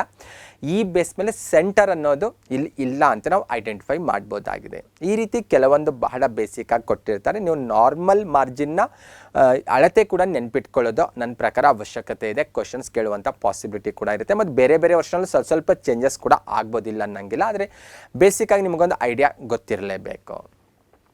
ನೆಕ್ಸ್ಟ್ ಒಂದು ಬರೋಣ, ಇನ್ನೊಂದಿರುತ್ತೆ. ಇದರಲ್ಲೇ ಬಂದಾಗ ನಿಮಗೆ ಸೈಜ್, ಪೇಪರ್ ಸೈಜ್ ಕೂಡ ನೀವು ಮುಂಚೆನೇ ಸೆಲೆಕ್ಟ್ ಮಾಡ್ಕೋಬೋದು. ಟೈಪ್ ಮಾಡೋದಕ್ಕಿಂತ ಮುಂಚೆನೇ ನಿಮ್ಮ ಕಂಟೆಂಟ್ ಜಾಸ್ತಿ ಇತ್ತು, ನಿಮಗೆ A4 ಶೀಟ್ ಸಾಕಾಗಲ್ಲ ಅಂದರೆ ಲೆಟರು ಅಥವಾ ಲೀಗಲ್ ಸೈಜು ಬೇರೆ ಬೇರೆವನ್ನು ನೀವು ಕೂಡ ಆಯ್ಕೆ ಮಾಡ್ಕೋಬೋದು. ನಿಮಗೆ ಯಾವ ಸೈಜ್ನ ಪೇಪರ್ ಬೇಕೋ ಅದನ್ನು ಮುಂಚೆನೇ ನೀವು ಸೆಲೆಕ್ಟ್ ಮಾಡ್ಕೊಂಡು ಟೈಪ್ ಮಾಡ್ತಾ ಹೋಗ್ಬೋದು. ನಿಮಗೆ ಸಾಕಷ್ಟು ಅವೈಲೇಬಲ್ ಇರೋದು ಕಂಡುಬರುತ್ತೆ. ಇಲ್ಲಿ A3 ಕಾಣ್ಬೋದು, A4 ಪೇಪರು ಕಾಣ್ಬೋದು, ಮತ್ತು ಲೆಟರ್ ಆಗಿರ್ಬೋದು, ಲೀಗಲ್ ಸೈಜ್ ಆಗಿರ್ಬೋದು. ಈ ರೀತಿ ಬೇರೆ ಬೇರೆ ರೀತಿಯ ಪೇಪರ್ ಸೈಜ್ ಕೂಡ ಅವೈಲೇಬಲ್ ಇರುತ್ತೆ. ನಿಮ್ಮ ಕಂಟೆಂಟ್ ಆ ಸೈಜ್ ಒಳಗಡೆ ಇರುತ್ತೆ ಅಂತ ನೀವು ಅರ್ಥ ಮಾಡ್ಕೋಬೋದು. A4 ಟೈಪ್ ಮಾಡಿ ನೀವು ಅದನ್ನೇನು ಮಾಡ್ಬೋದು, ಅದಕ್ಕಿಂತ ಚಿಕ್ಕ ಗಾತ್ರದ್ದು ಅಥವಾ ಅದಕ್ಕಿಂತ ದೊಡ್ಡ ಗಾತ್ರದ ಪೇಜಲ್ಲಿ ನೀವೇನಾದರೂ ಪ್ರಿಂಟ್ ತೆಗೆದುಕೊಂಡ್ರೆ ಆವಾಗ ನಿಮಗೆ ಜಾಸ್ತಿ ಸ್ಪೇಸ್ ಉಳಿಯುತ್ತೆ ಅಥವಾ ಕಡಿಮೆನೂ ಬೀಳ್ಬೋದು. ಅಥವಾ ನೀವು ಲೀಗಲ್ ಸೀಟಲ್ಲಿ ಟೈಪ್ ಮಾಡ್ಕೊಂಡು ಅದನ್ನು A4 ಶೀಟಿಗೆ ಪ್ರಿಂಟ್ ಕೊಟ್ಟಾಗ ಆ ಪ್ರಿಂಟ್ ಕರೆಕ್ಟಾಗಿ ಬರೋದಿಲ್ಲ. ಹಾಗಾಗಿ ಮುಂಚೆನೇ ನಿಮಗೆ ಯಾವ ಸೈಜ್ ಪೇಪರಲ್ಲಿ ಬೇಕೋ ಆ ಸೈಜನ್ನು ಬಿಫೋರೇ ನೀವು ಸೆಲೆಕ್ಟ್ ಮಾಡ್ಕೋಬೋದು. ಇಂಥ ಅವಕಾಶ ಕೂಡ MS ವರ್ಡಲ್ಲಿ ಅವೈಲೇಬಲ್ ಇರೋದು ಕಂಡುಬರುತ್ತೆ. Next one, what shortcut will we use to align centre ಅಂತ ಹೇಳಿದ್ದಾರೆ. ಓಕೆ, ಅಲೈನ್ ಸೆಂಟರ್ಗೆ ಯಾವ ಶಾರ್ಟ್ಕಟ್ ಕೀಯನ್ನು ಬಳಸಬೇಕು ಅಂತ ಕ್ವಶನ್ ಇಂಗ್ಲೀಷಲ್ಲಿದೆ ಅನ್ನಂಗಿಲ್ಲ. ಕನ್ನಡದಲ್ಲಿ ಬಳಸಿದ್ರು ಕೂಡ ಸುಮಾರು ವರ್ಡ್ಸ್ ಅಲ್ಲಿ ಇಂಗ್ಲೀಷನ್ನೇ ಬಳಕೆ ಮಾಡಬೇಕಾಗುತ್ತೆ. ಭಾಳ ಡಿಫಿಕಲ್ಟಿ ಏನು ಅನ್ನಂಗಿಲ್ಲ. ಶಾರ್ಟ್ಕಟ್ ಕೀ ಬಗ್ಗೆ ಕೇಳಿದರೆ ಯಾವುದಕ್ಕೆ, ಅಲೈನ್ ಸೆಂಟರ್ ಬಗ್ಗೆ ಕೇಳಿದ್ದಾರೆ. ಫಸ್ಟ್ ಆಫ್ ಆಲ್ ಆಪ್ಷನ್ಸ್ ಓದೋದಕ್ಕಿಂತ ಮುಂಚೆ ನಿಮಗೆ ಅಲೈನ್ ಸೆಂಟರ್ ಅಂದರೆ ಏನಂತ ಗೊತ್ತಿರಬೇಕಿದೆ, ಯಾವುದಕ್ಕೆ ರಿಲೇಟೆಡ್ ಆಗಿದೆ ಅಂತ. ಅಗೇನ್ MS ವರ್ಡಲ್ಲಿ ಬಂದಾಗ control A, control E, control D, control B ಅಂತ ಕೊಟ್ಟಿದ್ದಾರೆ. ಇವು ನಾಲ್ಕರಲ್ಲಿ ಯಾವುದು ಇದಕ್ಕೆ ಶಾರ್ಟ್ಕಟ್ ಕೀಯಾಗಿ ಬಳಸಬೇಕು ಅಂತ ಕೇಳ್ತಾ ಇದ್ದಾರೆ. ಓಕೆ, ಈ ಕ್ವಶನ್ಗೆ ಸರಿಯಾದ ಉತ್ತರ ಕಂಟ್ರೋಲ್ E ಅಂತ ಹೇಳ್ತಾ ಇದ್ದಾರೆ. ಓಕೆ, ಬನ್ನಿ ಇದಕ್ಕೆ ರಿಲೇಟೆಡ್ ಸ್ವಲ್ಪ ಇನ್ಫಾರ್ಮೇಷನ್ ತೆಗೆದುಕೊಂಡ್ರೆ ಖಂಡಿತ ನೀವು ಇಂಥ ಕ್ವಶನ್ಗೆ ಆನ್ಸರ್ ಮಾಡ್ಬೋದು. ಫಸ್ಟ್ ಒನ್ ಬರೋಣ. ಓಕೆ, MS ವರ್ಡಲ್ಲಿ ಅಗೇನ್ ಹೋಮ್ ಅನ್ನುವಂಥ ಮೆನುವನ್ನು ಆಯ್ಕೆ ಮಾಡಿಕೊಂಡಾಗ ಬೇರೆ ಬೇರೆ ರೀತಿ ಸಬ್ ಮೆನುಗಳು ಓಪನ್ ಆಗ್ತವೆ. ಅದರಲ್ಲಿ ಪ್ಯಾರಾಗ್ರಾಫ್ ಕೂಡ ಒಂದಾಗಿದೆ. ಈ ಕ್ವಶನ್ ಏನು ಬಂದಿತ್ತಲ್ವಾ, ಅಲೈನ್ ಸೆಂಟರ್ ಅಂತ ಅಂದರೆ ಅಲೈನ್ಮೆಂಟ್ ಮಾಡೋದು. ನಾವು ಪ್ಯಾರಾಗ್ರಾಫಲ್ಲಿ ಸುಮಾರು ಕಂಟೆಂಟನ್ನು ಟೈಪ್ ಮಾಡಿದ ನಂತರ ಅದನ್ನು ಅಲೈನ್ಮೆಂಟ್ ಮಾಡಲಿಕ್ಕೆ ಪ್ಯಾರಾಗ್ರಾಫ್ ಅನ್ನುವಂಥ ಸಬ್ ಮೆನುವನ್ನು ಆಯ್ಕೆ ಮಾಡ್ಕೊಳ್ತೇವೆ. ಓಕೆ, ಪ್ಯಾರಾಗ್ರಾಫಲ್ಲಿರುವಂಥ ಪ್ರತಿ ಸೆಂಟೆನ್ಸು ಯಾವ ರೀತಿ ಅಲೈನ್ಮೆಂಟ್ ಮಾಡಬೇಕು ಅಂತ ನಾವೇ ಏನು ಮಾಡ್ಕೋಬೋದು, MS ವರ್ಡಲ್ಲಿರುವಂಥ ಆಯ್ಕೆಗಳ ಮೂಲಕ ನಾವು ಅಲೈನ್ ಮಾಡ್ತಾ ಹೋಗ್ಬೋದು. ಪ್ಯಾರಾಗ್ರಾಫ್ ಸಬ್ ಮೆನುದಲ್ಲಿ ಬಂದಾಗ ಇನ್ನೂ ಎಕ್ಸಾಕ್ಟಾಗಿ ನೋಡ್ತಾ ಹೋದರೆ ಆ ರೆಡ್ ಬಾಕ್ಸ್ ಒಳಗಡೆ ಕಾಣಿಸ್ತಾ ಇದ್ದಾವಲ್ವ 4 ರೀತಿಯ ಆಯ್ಕೆಗಳು, ಇವೆಲ್ಲವೂ ಕೂಡ ಅಲೈನ್ಮೆಂಟಿಗೆ ರಿಲೇಟೆಡ್ ಆಗಿದೆ. ಪ್ಯಾರಾಗ್ರಾಫ್ ಅಲೈನ್ಮೆಂಟಿಗೆ ರಿಲೇಟೆಡ್ ಆಗಿರುವಂಥ ಆಯ್ಕೆಗಳು 4 ರೀತಿಯ ಅಲೈನ್ಮೆಂಟ್ ನಾವು ಮಾಡ್ಬೋದು. ಓಕೆ, ಅವು ಯಾವುದನ್ನೋದಕ್ಕೆ ಪ್ರತಿಯೊಂದಕ್ಕೂ ಒಂದೊಂದು ನೇಮ್ ಇದೆ ಮತ್ತು ಪ್ರತಿಯೊಂದಕ್ಕೂ ಶಾರ್ಟ್ಕಟ್ ಕೀ ಕೂಡ ಬಳಸ್ಬೋದು. 4 ರೀತಿಯ ಅಲೈನ್ಮೆಂಟ್ ಇದೆ ಅಂತ ಹೇಳಿದೆ ನಾನು. ಲೆಫ್ಟ್ ಅಲೈನ್ಮೆಂಟ್ ಆಗಿರ್ಬೋದು, ರೈಟ್ ಅಲೈನ್ಮೆಂಟ್ ಆಗಿರ್ಬೋದು, ಸೆಂಟ್ರಲ್ ಅಲೈನ್ ಮತ್ತು ಜಸ್ಟಿಫೈ ಅಲೈನ್ ಅಂತ 4 ರೀತಿಯ ಅಲೈನ್ಮೆಂಟ್ಗಳು MS ವರ್ಡ್ನಲ್ಲಿ ಅವೈಲೇಬಲ್ ಇರೋದು ಕಂಡುಬರುತ್ತೆ. ಮತ್ತು ಪ್ರತಿಯೊಂದಕ್ಕೂ ಶಾರ್ಟ್ಕಟ್ ಕೀ ಇದೆ. ಎಷ್ಟು ಅಲೈನ್ಮೆಂಟ್ ಇದಾವೆ ಅನ್ನೋದು ಗೊತ್ತಿರಬೇಕು. MS ವರ್ಡಲ್ಲಿ ಬಂದಾಗ ಯಾವ್ದು ಅನ್ನೋದು ಕೂಡ ಗೊತ್ತಿರಬೇಕು, ಅದು ಕೂಡ ಇಂಪಾರ್ಟೆಂಟು. ಮತ್ತು ಅವುಗಳ ಸಿಂಬಲ್ ನೋಡಿದ್ರೆ ನೀವು ಈಸಿಯಾಗಿ ಅರ್ಥ ಮಾಡ್ಕೊಳ್ಬೋದು. ಲೆಫ್ಟು ಮತ್ತು ರೈಟ್ ಅಲೈನ್ಮೆಂಟ್ ಎರಡನ್ನು ಅಬ್ಸರ್ವ್ ಮಾಡಿದ್ರೆ ಗೊತ್ತಾಗುತ್ತೆ ನಿಮಗೆ ಅವುಗಳ ಮಧ್ಯದಲ್ಲಿ ಸ್ವಲ್ಪ ವ್ಯತ್ಯಾಸ ಇದೆ. ಆ ಸಿಂಬಲಲ್ಲಿ ಯಾವ ರೀತಿ ಅಲ್ಲಿ ತೋರಿಸಿದಾರಲ್ವ, ನಿಮ್ಮ ಪ್ಯಾರಾಗ್ರಾಫಲ್ಲಿರುವಂಥ ಪ್ರತಿಯೊಂದು ಸೆಂಟೆನ್ಸ್ ಕೂಡ ಅದೇ ರೀತಿ ಸೆಟ್ ಆಗಿಬಿಡುತ್ತೆ ಆ ಆಪ್ಷನ್ಸನ್ನು ಆಯ್ಕೆ ಮಾಡಿಕೊಂಡಾಗ. ಓಕೆ, ಇದ್ರ ಬಗ್ಗೆ ಸ್ವಲ್ಪ ಎಕ್ಸ್ಟ್ರಾ ಇನ್ಫಾರ್ಮೇಷನ್ ನೋಡೋಣ. ಫಸ್ಟ್ ಲೆಫ್ಟ್ ಅಲೈನ್ ಬಗ್ಗೆ ನೋಡೋಣ. ಓಕೆ, ಇಲ್ಲಿ ಯಾವುದೊಂದು ಕಂಟೆಂಟ್ ನಾನು ಟೈಪ್ ಮಾಡ್ತಾ ಹೋಗಿದ್ದೀನಿ, ಮೌರ್ಯ ಸಾಮ್ರಾಜ್ಯಕ್ಕೆ ರಿಲೇಟೆಡ್ ಆಗಿ ಬಂದಾಗ ಲೆಫ್ಟ್ ಅಲೈನ್ ಅನ್ನುವಂಥ ಆಪ್ಷನ್ಸನ್ನು ನಾನು ಆಯ್ಕೆ ಮಾಡ್ಕೊಂಡಿದ್ದೀನಿ. ಹಾಗಾಗಿ ನನ್ನ ಪ್ಯಾರಾಗ್ರಾಫಲ್ಲಿರುವಂಥ ಪ್ರತಿಯೊಂದು ಸೆಂಟೆನ್ಸು ಲೆಫ್ಟಲ್ಲಿ ಸರಿಯಾದಂಥ ಒಂದೇ ಪಾಯಿಂಟಿಂದ ಆರಂಭ ಆಗ್ತಾ ಇದೆ. ನೀವು ಈ ಸೈಡ್ ನೋಡಿದ್ರೆ ಗೊತ್ತಾಗುತ್ತೆ, ಬೇರೆ ಬೇರೆ ಸೈಡಲ್ಲಿ ಎಂಡ್ ಆಗಿದ್ದಾವೆ, ಈಕ್ವಲ್ ಆಗಿ ಎಂಡ್ ಆಗಿರೋದು ಕಂಡು ಬರ್ತಾ ಇಲ್ಲ.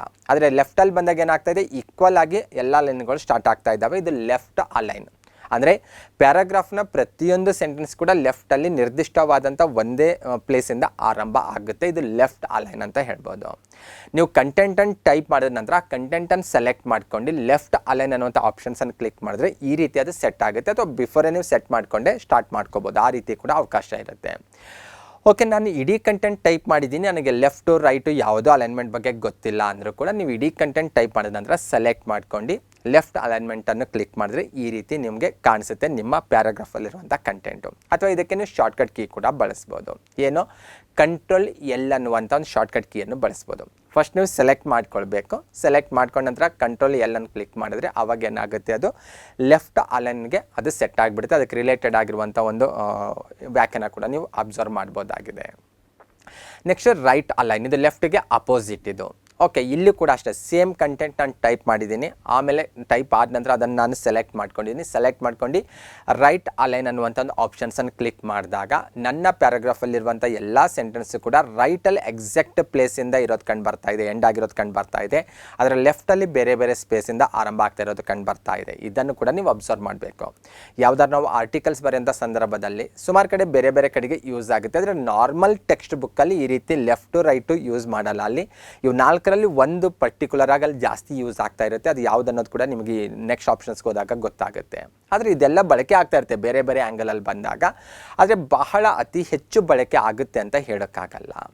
ಇದಕ್ಕೂ ಕೂಡ ಶಾರ್ಟ್ಕಟ್ ಕೀ ಇದೆ, ಕಂಟ್ರೋಲ್ R. ರೈಟ್ ಅಂದರೆ R ಅನ್ನೋಂಥ ಬೇಸ್ ಮೇಲೆ ಕೂಡ ನೀವು ನೆನ್ಪಿಟ್ಕೊಳ್ಬೋದು. ಬಹುತೇಕ ಶಾರ್ಟ್ಕಟ್ ಕೀ ಆ ರೀತಿಯೇ ಬಳಕೆ ಆಗಿರೋದು ಕಂಡು ಬರುತ್ತೆ. ಆದರೆ ಕೆಲವೊಂದು ಸೇಮ್ R ಅನ್ನೋದು ಬೇರೆ ಬೇರೆ ಕಡೆಗೂ ಬರ್ಬೋದು. ಹಾಗಾಗಿ ನೀವು ಕನ್ಫ್ಯೂಸ್ ಆಗಬಾರ್ದು ಮತ್ತು ಒಂದು ಸ್ವಲ್ಪ ಕ್ಲಾರಿಟಿ ಇಟ್ಕೊಂಡಿರಬೇಕು. ನೆಕ್ಸ್ಟ್ ಒಂದು ಸೆಂಟ್ರಲ್ ಅಲೈನ್ ಅಂತ. ಸೆಂಟ್ರಲ್ ಅಲೈನ್ ಅಂದರೆ ಪ್ಯಾರಾಗ್ರಾಫಲ್ಲಿರುವಂಥ ಪ್ರತಿಯೊಂದು ಸೆಂಟೆನ್ಸ್ ಕೂಡ ನಿಮ್ಮ ಪೇಜ್ನಲ್ಲಿ ಬಂದಾಗ ಸೆಂಟ್ರ್ ಸ್ಪೇಸಿಗೆ ಬಂದು ಸೆಟ್ ಆಗುತ್ತೆ. ಈ ಕಡೆ ಈಕ್ವಲ್ ಸ್ಪೇಸ್ ಬಿಟ್ಟು ಮಿಡಲಲ್ಲಿ ಅದೇನಾಗುತ್ತೆ, ಸೆಟ್ ಆಗುತ್ತೆ. ಫಸ್ಟ್ ಲೈನ್ ನೋಡಿದ್ರೆ ಗೊತ್ತಾಗ್ತದೆ, ಮೌರ್ಯ ಸಾಮ್ರಾಜ್ಯವು ಭಾರತವನ್ನು ಆಳಿದ ಪ್ರಮುಖ ಅನ್ನುವಂಥ ಸೆಂಟೆನ್ಸ್ ಇದೆ. ಈ ಕಡೆ ಈಕ್ವಲ್ ಸ್ಪೇಸ್ ಬಿಟ್ಕೊಂಡು ಮಿಡಲಲ್ಲಿ ಅದು ಸೆಟ್ ಆಗಿದೆ. ನೆಕ್ಸ್ಟ್ ಲೈನು ಅದಕ್ಕೆ ಈಕ್ವಲ್ ಆಗಿಲ್ಲ, ಅದು ಕೂಡ ಅಷ್ಟೇ. ಈ ಕಡೆ ಅಕ್ಕಪಕ್ಕ ರೈಟು ಲೆಫ್ಟು ಈಕ್ವಲ್ ಸ್ಪೇಸ್ ಬಿಟ್ಕೊಂಡು ಮಿಡಲಲ್ಲಿ ಅದು ಸೆಟ್ ಆಗಿರೋದು ಕಂಡು ಬರ್ತಾ ಇದೆ. ಇದು ಸೆಂಟ್ರಲ್ ಅಲೈನ್ ಅಂತ. ಇದಕ್ಕೆ ಶಾರ್ಟ್ಕಟ್ ಕೀ ಕಂಟ್ರೋಲ್ E ಅಂತಿರೋದು ಕಂಡು ಬರ್ತಾ ಇದೆ. ಇಲ್ಲಿ C ಇರೋದ್ರಿಂದ ಮತ್ತು C ಅಂತ ಅಲ್ಲ, ಕಂಟ್ರೋಲ್ C ಅನ್ನಂಗಿಲ್ಲ. ಕಂಟ್ರೋಲ್ C ಆ್ಯಕ್ಚುಲಿ ಕಾಪಿಗೆ ಬಳಸ್ತೇವೆ ನಾವು ಬಂದಾಗ. ಹಾಗಾಗಿ ಕಂಟ್ರೋಲ್ E ಅನ್ನೋದು ಇದಕ್ಕೆ ಶಾರ್ಟ್ಕಟ್ ಕೀ ಅನ್ನೋದು ಗೊತ್ತಿರಬೇಕು. ಇನ್ನು ಕೊನೆಯದಾಗಿ ಜಸ್ಟಿಫೈ ಅಲೈನ್. ಕಾಮನ್ ಆಗಿ ನಾವು ಬಳಕೆ ಮಾಡುವಂತಹ ಬುಕ್ಸ್ಗಳಲ್ಲಿರುವಂಥ ಕಂಟೆಂಟ್ ಎಲ್ಲವೂ ಕೂಡ ಈ ರೀತಿ ಸೆಟ್ ಆಗಿರೋದು ಕಂಡು ಬರುತ್ತೆ. ಅಥವಾ ನಾವು ಯಾವುದೋ ಮನವಿ ಪತ್ರ ಕೊಡಬೇಕು, ಯಾವುದೋ ರಿಕ್ವೆಸ್ಟ್ ಲೆಟರ್ ಕೊಡಬೇಕು, ಅಥವಾ ಯಾವುದೋ ಅಸೈನ್ಮೆಂಟ್ ಟೈಪ್ ಮಾಡಬೇಕಾದ್ರೆ ಕಾಮನ್ ಆಗಿ ನಾವು ಟೈಪ್ ಮಾಡಿದ ನಂತರ ಜಸ್ಟಿಫೈ ಅಲೈನಲ್ಲಿ ಇಟ್ಕೊಂಡಿದ್ರೆ ಅದು ಚೆನ್ನಾಗಿ ಅನಿಸುತ್ತೆ. ಅದು ಈ ಕಡೆ ಈಕ್ವಲ್ ಆಗಿ ಎಂಡ್ ಆಗಿರೋದು ಕಂಡು ಬರ್ತಾ ಇದೆ. ಅಥವಾ ನಮಗೆ ತೋರಿಸ್ಬೇಕಾದ್ರೆ ಈ ಕಡೆ ಈಕ್ವಲ್ ಆಗಿ ಸ್ಟಾರ್ಟ್ ಆಗಿದೆ, ಈ ಕಡೆ ಈಕ್ವಲ್ ಆಗಿ ಎಂಡ್ ಆಗಿರೋದು ಕೂಡ ನೀವು ಅಬ್ಸರ್ವ್ ಮಾಡ್ಬೋದಾಗಿದೆ. ಇದಕ್ಕೆ ಕಂಟ್ರೋಲ್ J ಅನ್ನೋದು ಶಾರ್ಟ್ಕಟ್ ಕೀ ಆಗಿದೆ. ಓಕೆ, ಈ ರೀತಿ 4 ರೀತಿಯ ಅಲೈನ್ಮೆಂಟನ್ನು ನಾವು ಪ್ಯಾರಾಗ್ರಾಫಲ್ಲಿ ನೋಡ್ಬೋದಾಗಿದೆ. ಇದರ ಬಗ್ಗೆ ಕೂಡ ನಿಮಗೆ ಮಾಹಿತಿ ಇರಬೇಕು. ಅಷ್ಟೆಲ್ಲ ಪ್ಯಾರಾಗ್ರಾಫಲ್ಲಿರುವಂತಹ ಲೈನ್ಸ್ಗಳ ಮಧ್ಯದಲ್ಲಿ ಎಷ್ಟು ಸ್ಪೇಸ್ ಬಿಡಬೇಕು ಅನ್ನೋದಕ್ಕೂ ಕೂಡ ಆಯ್ಕೆಗಳಿರೋದು ಕಂಡುಬರುತ್ತೆ. ಲೈನ್ ಸ್ಪೇಸಿಂಗ್ ಅಂತ ಕರೀತಾರೆ. ಈ ಅಲೈನ್ಮೆಂಟ್ಗೆ ರಿಲೇಟೆಡ್ ಆಗಿರುವಂಥ ಆಪ್ಷನ್ಸ್ನ ಪಕ್ಕದಲ್ಲಿರುವಂತಹ ಇಲ್ಲೇನು ಕಾಣಿಸ್ತಾ ಇಲ್ಲ, ರೆಡ್ ಬಾಕ್ಸ್ ಏನು ಕಾಣಿಸ್ತಾ ಇದೆ ಅಲ್ವಾ, ಆ ಯಾರೋ ಮಾರ್ಕನ್ನು ಕ್ಲಿಕ್ ಮಾಡಿದ್ರೆ ನಿಮ್ಗೆ ಇಷ್ಟೊಂದು ಆಪ್ಷನ್ಸ್ಗಳು ಓಪನ್ ಆಗ್ತವೆ. ಅಲ್ಲಿ ಯಾವುದಾದ್ರೂ ಒಂದನ್ನು ಆಯ್ಕೆ ಮಾಡ್ಕೋಬೋದು. ಅಲ್ಲಿ ಪಾಯಿಂಟ್ ಹೆಚ್ಚಾದಂಗೆ ನಿಮ್ಮ ಪ್ಯಾರಾಗ್ರಾಫ್ನ ಲೈನ್ಗಳ ಮಧ್ಯದಲ್ಲಿ ಸ್ಪೇಸ್ ಕೂಡ ಹೆಚ್ಚಾಗ್ತಾ ಹೋಗುತ್ತೆ. ಅದು ಕೂಡ ನಿಮಗೆ ಗೊತ್ತಿರಬೇಕು. ಇದಕ್ಕೆ ರಿಲೇಟೆಡ್ ಕೂಡ ಸಾಕಷ್ಟು ಆಯ್ಕೆಗಳು MS ವರ್ಡಲ್ಲಿ ಅವೈಲೇಬಲ್ ಇರೋದನ್ನು ನಾವು ಕಾಣ್ತೇವೆ. ನೆಕ್ಸ್ಟ್ ಒಂದು ಬರೋಣ. To spell check which function key you will press ಅಂತ ಹೇಳ್ತಾ ಇದ್ದಾರೆ. ನೀವು ಯಾವುದೋ ಕಂಟೆಂಟನ್ನು ಟೈಪ್ ಮಾಡ್ತಾ ಹೋಗಿದ್ದೀರಾ, ಅದರಲ್ಲಿ ಕೆಲವೊಂದು ನೀವು ಟೈಪ್ ಮಾಡಿರುವಂಥ ಕಂಟೆಂಟಲ್ಲಿ ಸ್ಪೆಲ್ಲಿಂಗ್ ಕರೆಕ್ಟಾಗಿ ಇದ್ದಾವಲ್ಲ ಅಂತ ಚೆಕ್ ಮಾಡಬೇಕಾಗಿದೆ ನಿಮಗೆ. ಯಾಕಂದರೆ ಟೈಪ್ ಮಾಡೋಂಥ ಸಂದರ್ಭದಲ್ಲಿ ನಮಗೇನಾಗುತ್ತೆ, ಮಿಸ್ ಆಗಿ ಕೆಲವೊಂದು ಸ್ಪೆಲ್ಲಿಂಗ್ಸ್ಗಳು ಎರರ್ ಆಗಿರ್ಬೋದು. ಹಾಗಾಗಿ MS ವರ್ಡ್ ಎಷ್ಟು ಅಡ್ವಾನ್ಸ್ಡ್ ಆಗಿದೆ ಅಂದರೆ ನಾವು ಮಾಡಿರುವಂಥ ತಪ್ಪುಗಳನ್ನು ಕೂಡ ಅದು ನಮಗೆ ತೋರಿಸ್ತಾ ಹೋಗುತ್ತೆ. ಓಕೆ, ಹಾಗಾಗಿ ನೀವು ಮಾಡಿರುವಂಥ ಅಥವಾ ಟೈಪ್ ಮಾಡುವಂಥ ಸಂದರ್ಭದಲ್ಲಿ ನೀವು ಮಾಡಿರುವಂಥ ಸ್ಪೆಲ್ ಎರರ್ ಅಥವಾ ಮಿಸ್ಟೇಕ್ಸ್ಗಳನ್ನು ತೋರಿಸ್ಲಿಕ್ಕೆ ನೀವು ಯಾವ ಫಂಕ್ಷನ್ ಕೀಯನ್ನು ಬಳಸ್ತೀರಿ ಅಂತ ಕೇಳ್ತಾ ಇದ್ದಾರೆ. F5 ಇದೆ, F6 ಇದೆ, F7 ಇದೆ, F8 ಇದೆ. ಇಲ್ಲಿ ನಾವು ಬಳಕೆ ಮಾಡುವಂತಹ ಕೀ ಯಾವುದನ್ನು ಕೇಳಿದರೆ F7. ಓಕೆ, ಇದು ಕೂಡ ಗೊತ್ತಿರಬೇಕು. ಸ್ಪೆಲ್ ಚೆಕ್ ಮಾಡಲಿಕ್ಕೆ ನಾವು ನೀವು ಇಡೀ ಕಂಟೆಂಟನ್ನು ಟೈಪ್ ಮಾಡಿದ ನಂತರ F7 ಕ್ಲಿಕ್ ಮಾಡಿದರೆ ಸಾಕು. ಸ್ಪೆಲ್ಲಿಂಗ್ ಮಿಸ್ಟೇಕ್ಸ್ ಎಲ್ಲೆಲ್ಲಾಗಿದ್ದಾವೆ ಅವೆಲ್ಲವೂ ಕೂಡ ನಿಮಗೆ ಅಲ್ಲಿ ಡಿಸ್ಪ್ಲೇ ಆಗ್ತಾ ಹೋಗುತ್ತೆ. ಅಥವಾ ಸ್ವಲ್ಪ ನಾವು ಇದನ್ನು ವೈಡಾಗಿ ಅರ್ಥ ಮಾಡ್ಕೊಳ್ಳೋದಾದರೆ, ವೆಬ್ ಕ್ಯಾಮ್ ಬಗ್ಗೆ ಟೈಪ್ ಮಾಡಲಿಕ್ಕೆ ಹೇಳಿದ್ದೆ. ನಾನೊಂದು 2-3 ನನ್ನ ಸ್ನೇಹಿತರಿಗೆ ಟೈಪ್ ಮಾಡಲಿಕ್ಕೆ ಹೇಳಿದ್ದೆ. ಈ ರೀತಿ ಅವರು ಟೈಪ್ ಮಾಡಿಕೊಡ್ತಾರೆ. ಓಕೆ, ಅಲ್ಲಿ ಚೆನ್ನಾಗಿರೋದು ಕಂಡು ಬರ್ತಾ ಇದೆ. ಇನ್ನೊಬ್ಬ ನಮ್ಮ ಫ್ರೆಂಡ್ ಏನು ಮಾಡ್ತಾನೆ, ಟೈಪ್ ಮಾಡುವಂಥ ಸಂದರ್ಭದಲ್ಲಿ ಕೆಲವೊಂದು ಎರರ್ ಮಾಡ್ತಾ ಹೋಗ್ತಾನೆ, ಸ್ಪೆಲ್ಲಿಂಗ್ ಎರರ್. ಯಾವ ವರ್ಡ್ಸ್ಗಳಿಗೆ ಸ್ಪೆಲ್ಲಿಂಗ್ ಎರರ್ ಆಗಿದೆ ಅಲ್ವಾ, ಅವೆಲ್ಲವೂ ಕೂಡ ರೆಡ್ ಲೈನಿಂದ ಹೈಲೈಟ್ ಆಗಿರೋದು ಕಂಡು ಬರ್ತಾ ಇದೆ. ಇದು MS ವರ್ಡಲ್ಲಿ ಈ ರೀತಿಯೇ ಡಿಸ್ಪ್ಲೇ ಆಗುತ್ತೆ. ಸ್ಪೆಲ್ಲಿಂಗ್ ಎರರ್ಗಳೇನಿರ್ತಾವಲ್ವ ಅವೆಲ್ಲವೂ ಕೂಡ ಈ ರೀತಿ ಅಂಡರ್ಲೈನ್ ಆಗಿರೋದು ಕಂಡು ಬರ್ತಾ ಇದೆ. ಅಲ್ಲಿ ನೋಡ್ಬೋದು, ಯೂಸ್ಡ್ ಅಂತ ಆಗಬೇಕು, ಸ್ಪೆಲ್ಲಿಂಗ್ ತಪ್ಪಾಗಿದೆ. ಅಲ್ಲಿ ಕ್ಯಾಮರಾ ಸ್ಪೆಲ್ಲಿಂಗ್ ತಪ್ಪಾಗಿದೆ, ಕಂಪ್ಯೂಟರ್ ಆಗಿರ್ಬೋದು, ಕನೆಕ್ಟೆಡ್ ಆಗಿರ್ಬೋದು, ARER ಸ್ಪೆಲ್ಲಿಂಗ್ ಕೂಡ ತಪ್ಪಾಗಿದೆ. ಎಲ್ಲೆಲ್ಲಿ ಸ್ಪೆಲ್ಲಿಂಗ್ ಎರರ್ ಆಗಿದೆ ಅಲ್ವಾ ಅಥವಾ ಸ್ಪೆಲ್ಲಿಂಗ್ ಮಿಸ್ಟೇಕ್ಸ್ ಆಗಿದೆ ಅಲ್ವಾ ಅವೆಲ್ಲವೂ ಕೂಡ ಈ ರೀತಿ MS ವರ್ಡಲ್ಲಿ ನಮಗೆ ಡಿಸ್ಪ್ಲೇ ಆಗ್ತಾ ಹೋಗುತ್ತೆ. ಮತ್ತು ಕೆಲವೊಮ್ಮೆ ಈ ರೀತಿ ಹೇಗೆ ಗೊತ್ತಾಗುತ್ತೆ ಅಂತ ಅನ್ನಿಸ್ಬೋದು. ಅಲ್ಲಿ ಡಿಕ್ಷನರಿ ಎಲ್ಲ ಏನಾಗಿರುತ್ತೆ, ಅಲ್ಲಿ ಇನ್ಬಿಲ್ಟ್ ಆಗಿರುತ್ತೆ.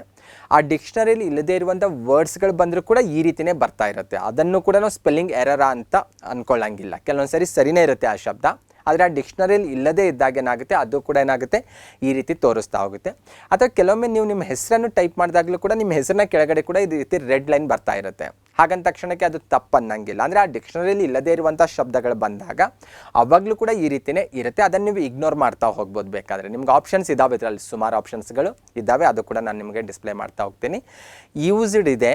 ಓಕೆ, USEED ಅಂತ ಟೈಪ್ ಮಾಡಿದ್ದಾರೆ. ನಾನು ನನ್ನ ಕರ್ಸರನಲ್ಲಿ ತೆಗೆದುಕೊಂಡು ಹೋಗಿ ಮೌಸಲ್ಲಿ ರೈಟ್ ಕ್ಲಿಕ್ ಮಾಡಿದ್ರೆ ಇಂಥ ಒಂದು ಡೈಲಾಗ್ ಬಾಕ್ಸು ಓಪನ್ ಆಗುತ್ತೆ ಪಕ್ಕದಲ್ಲಿ.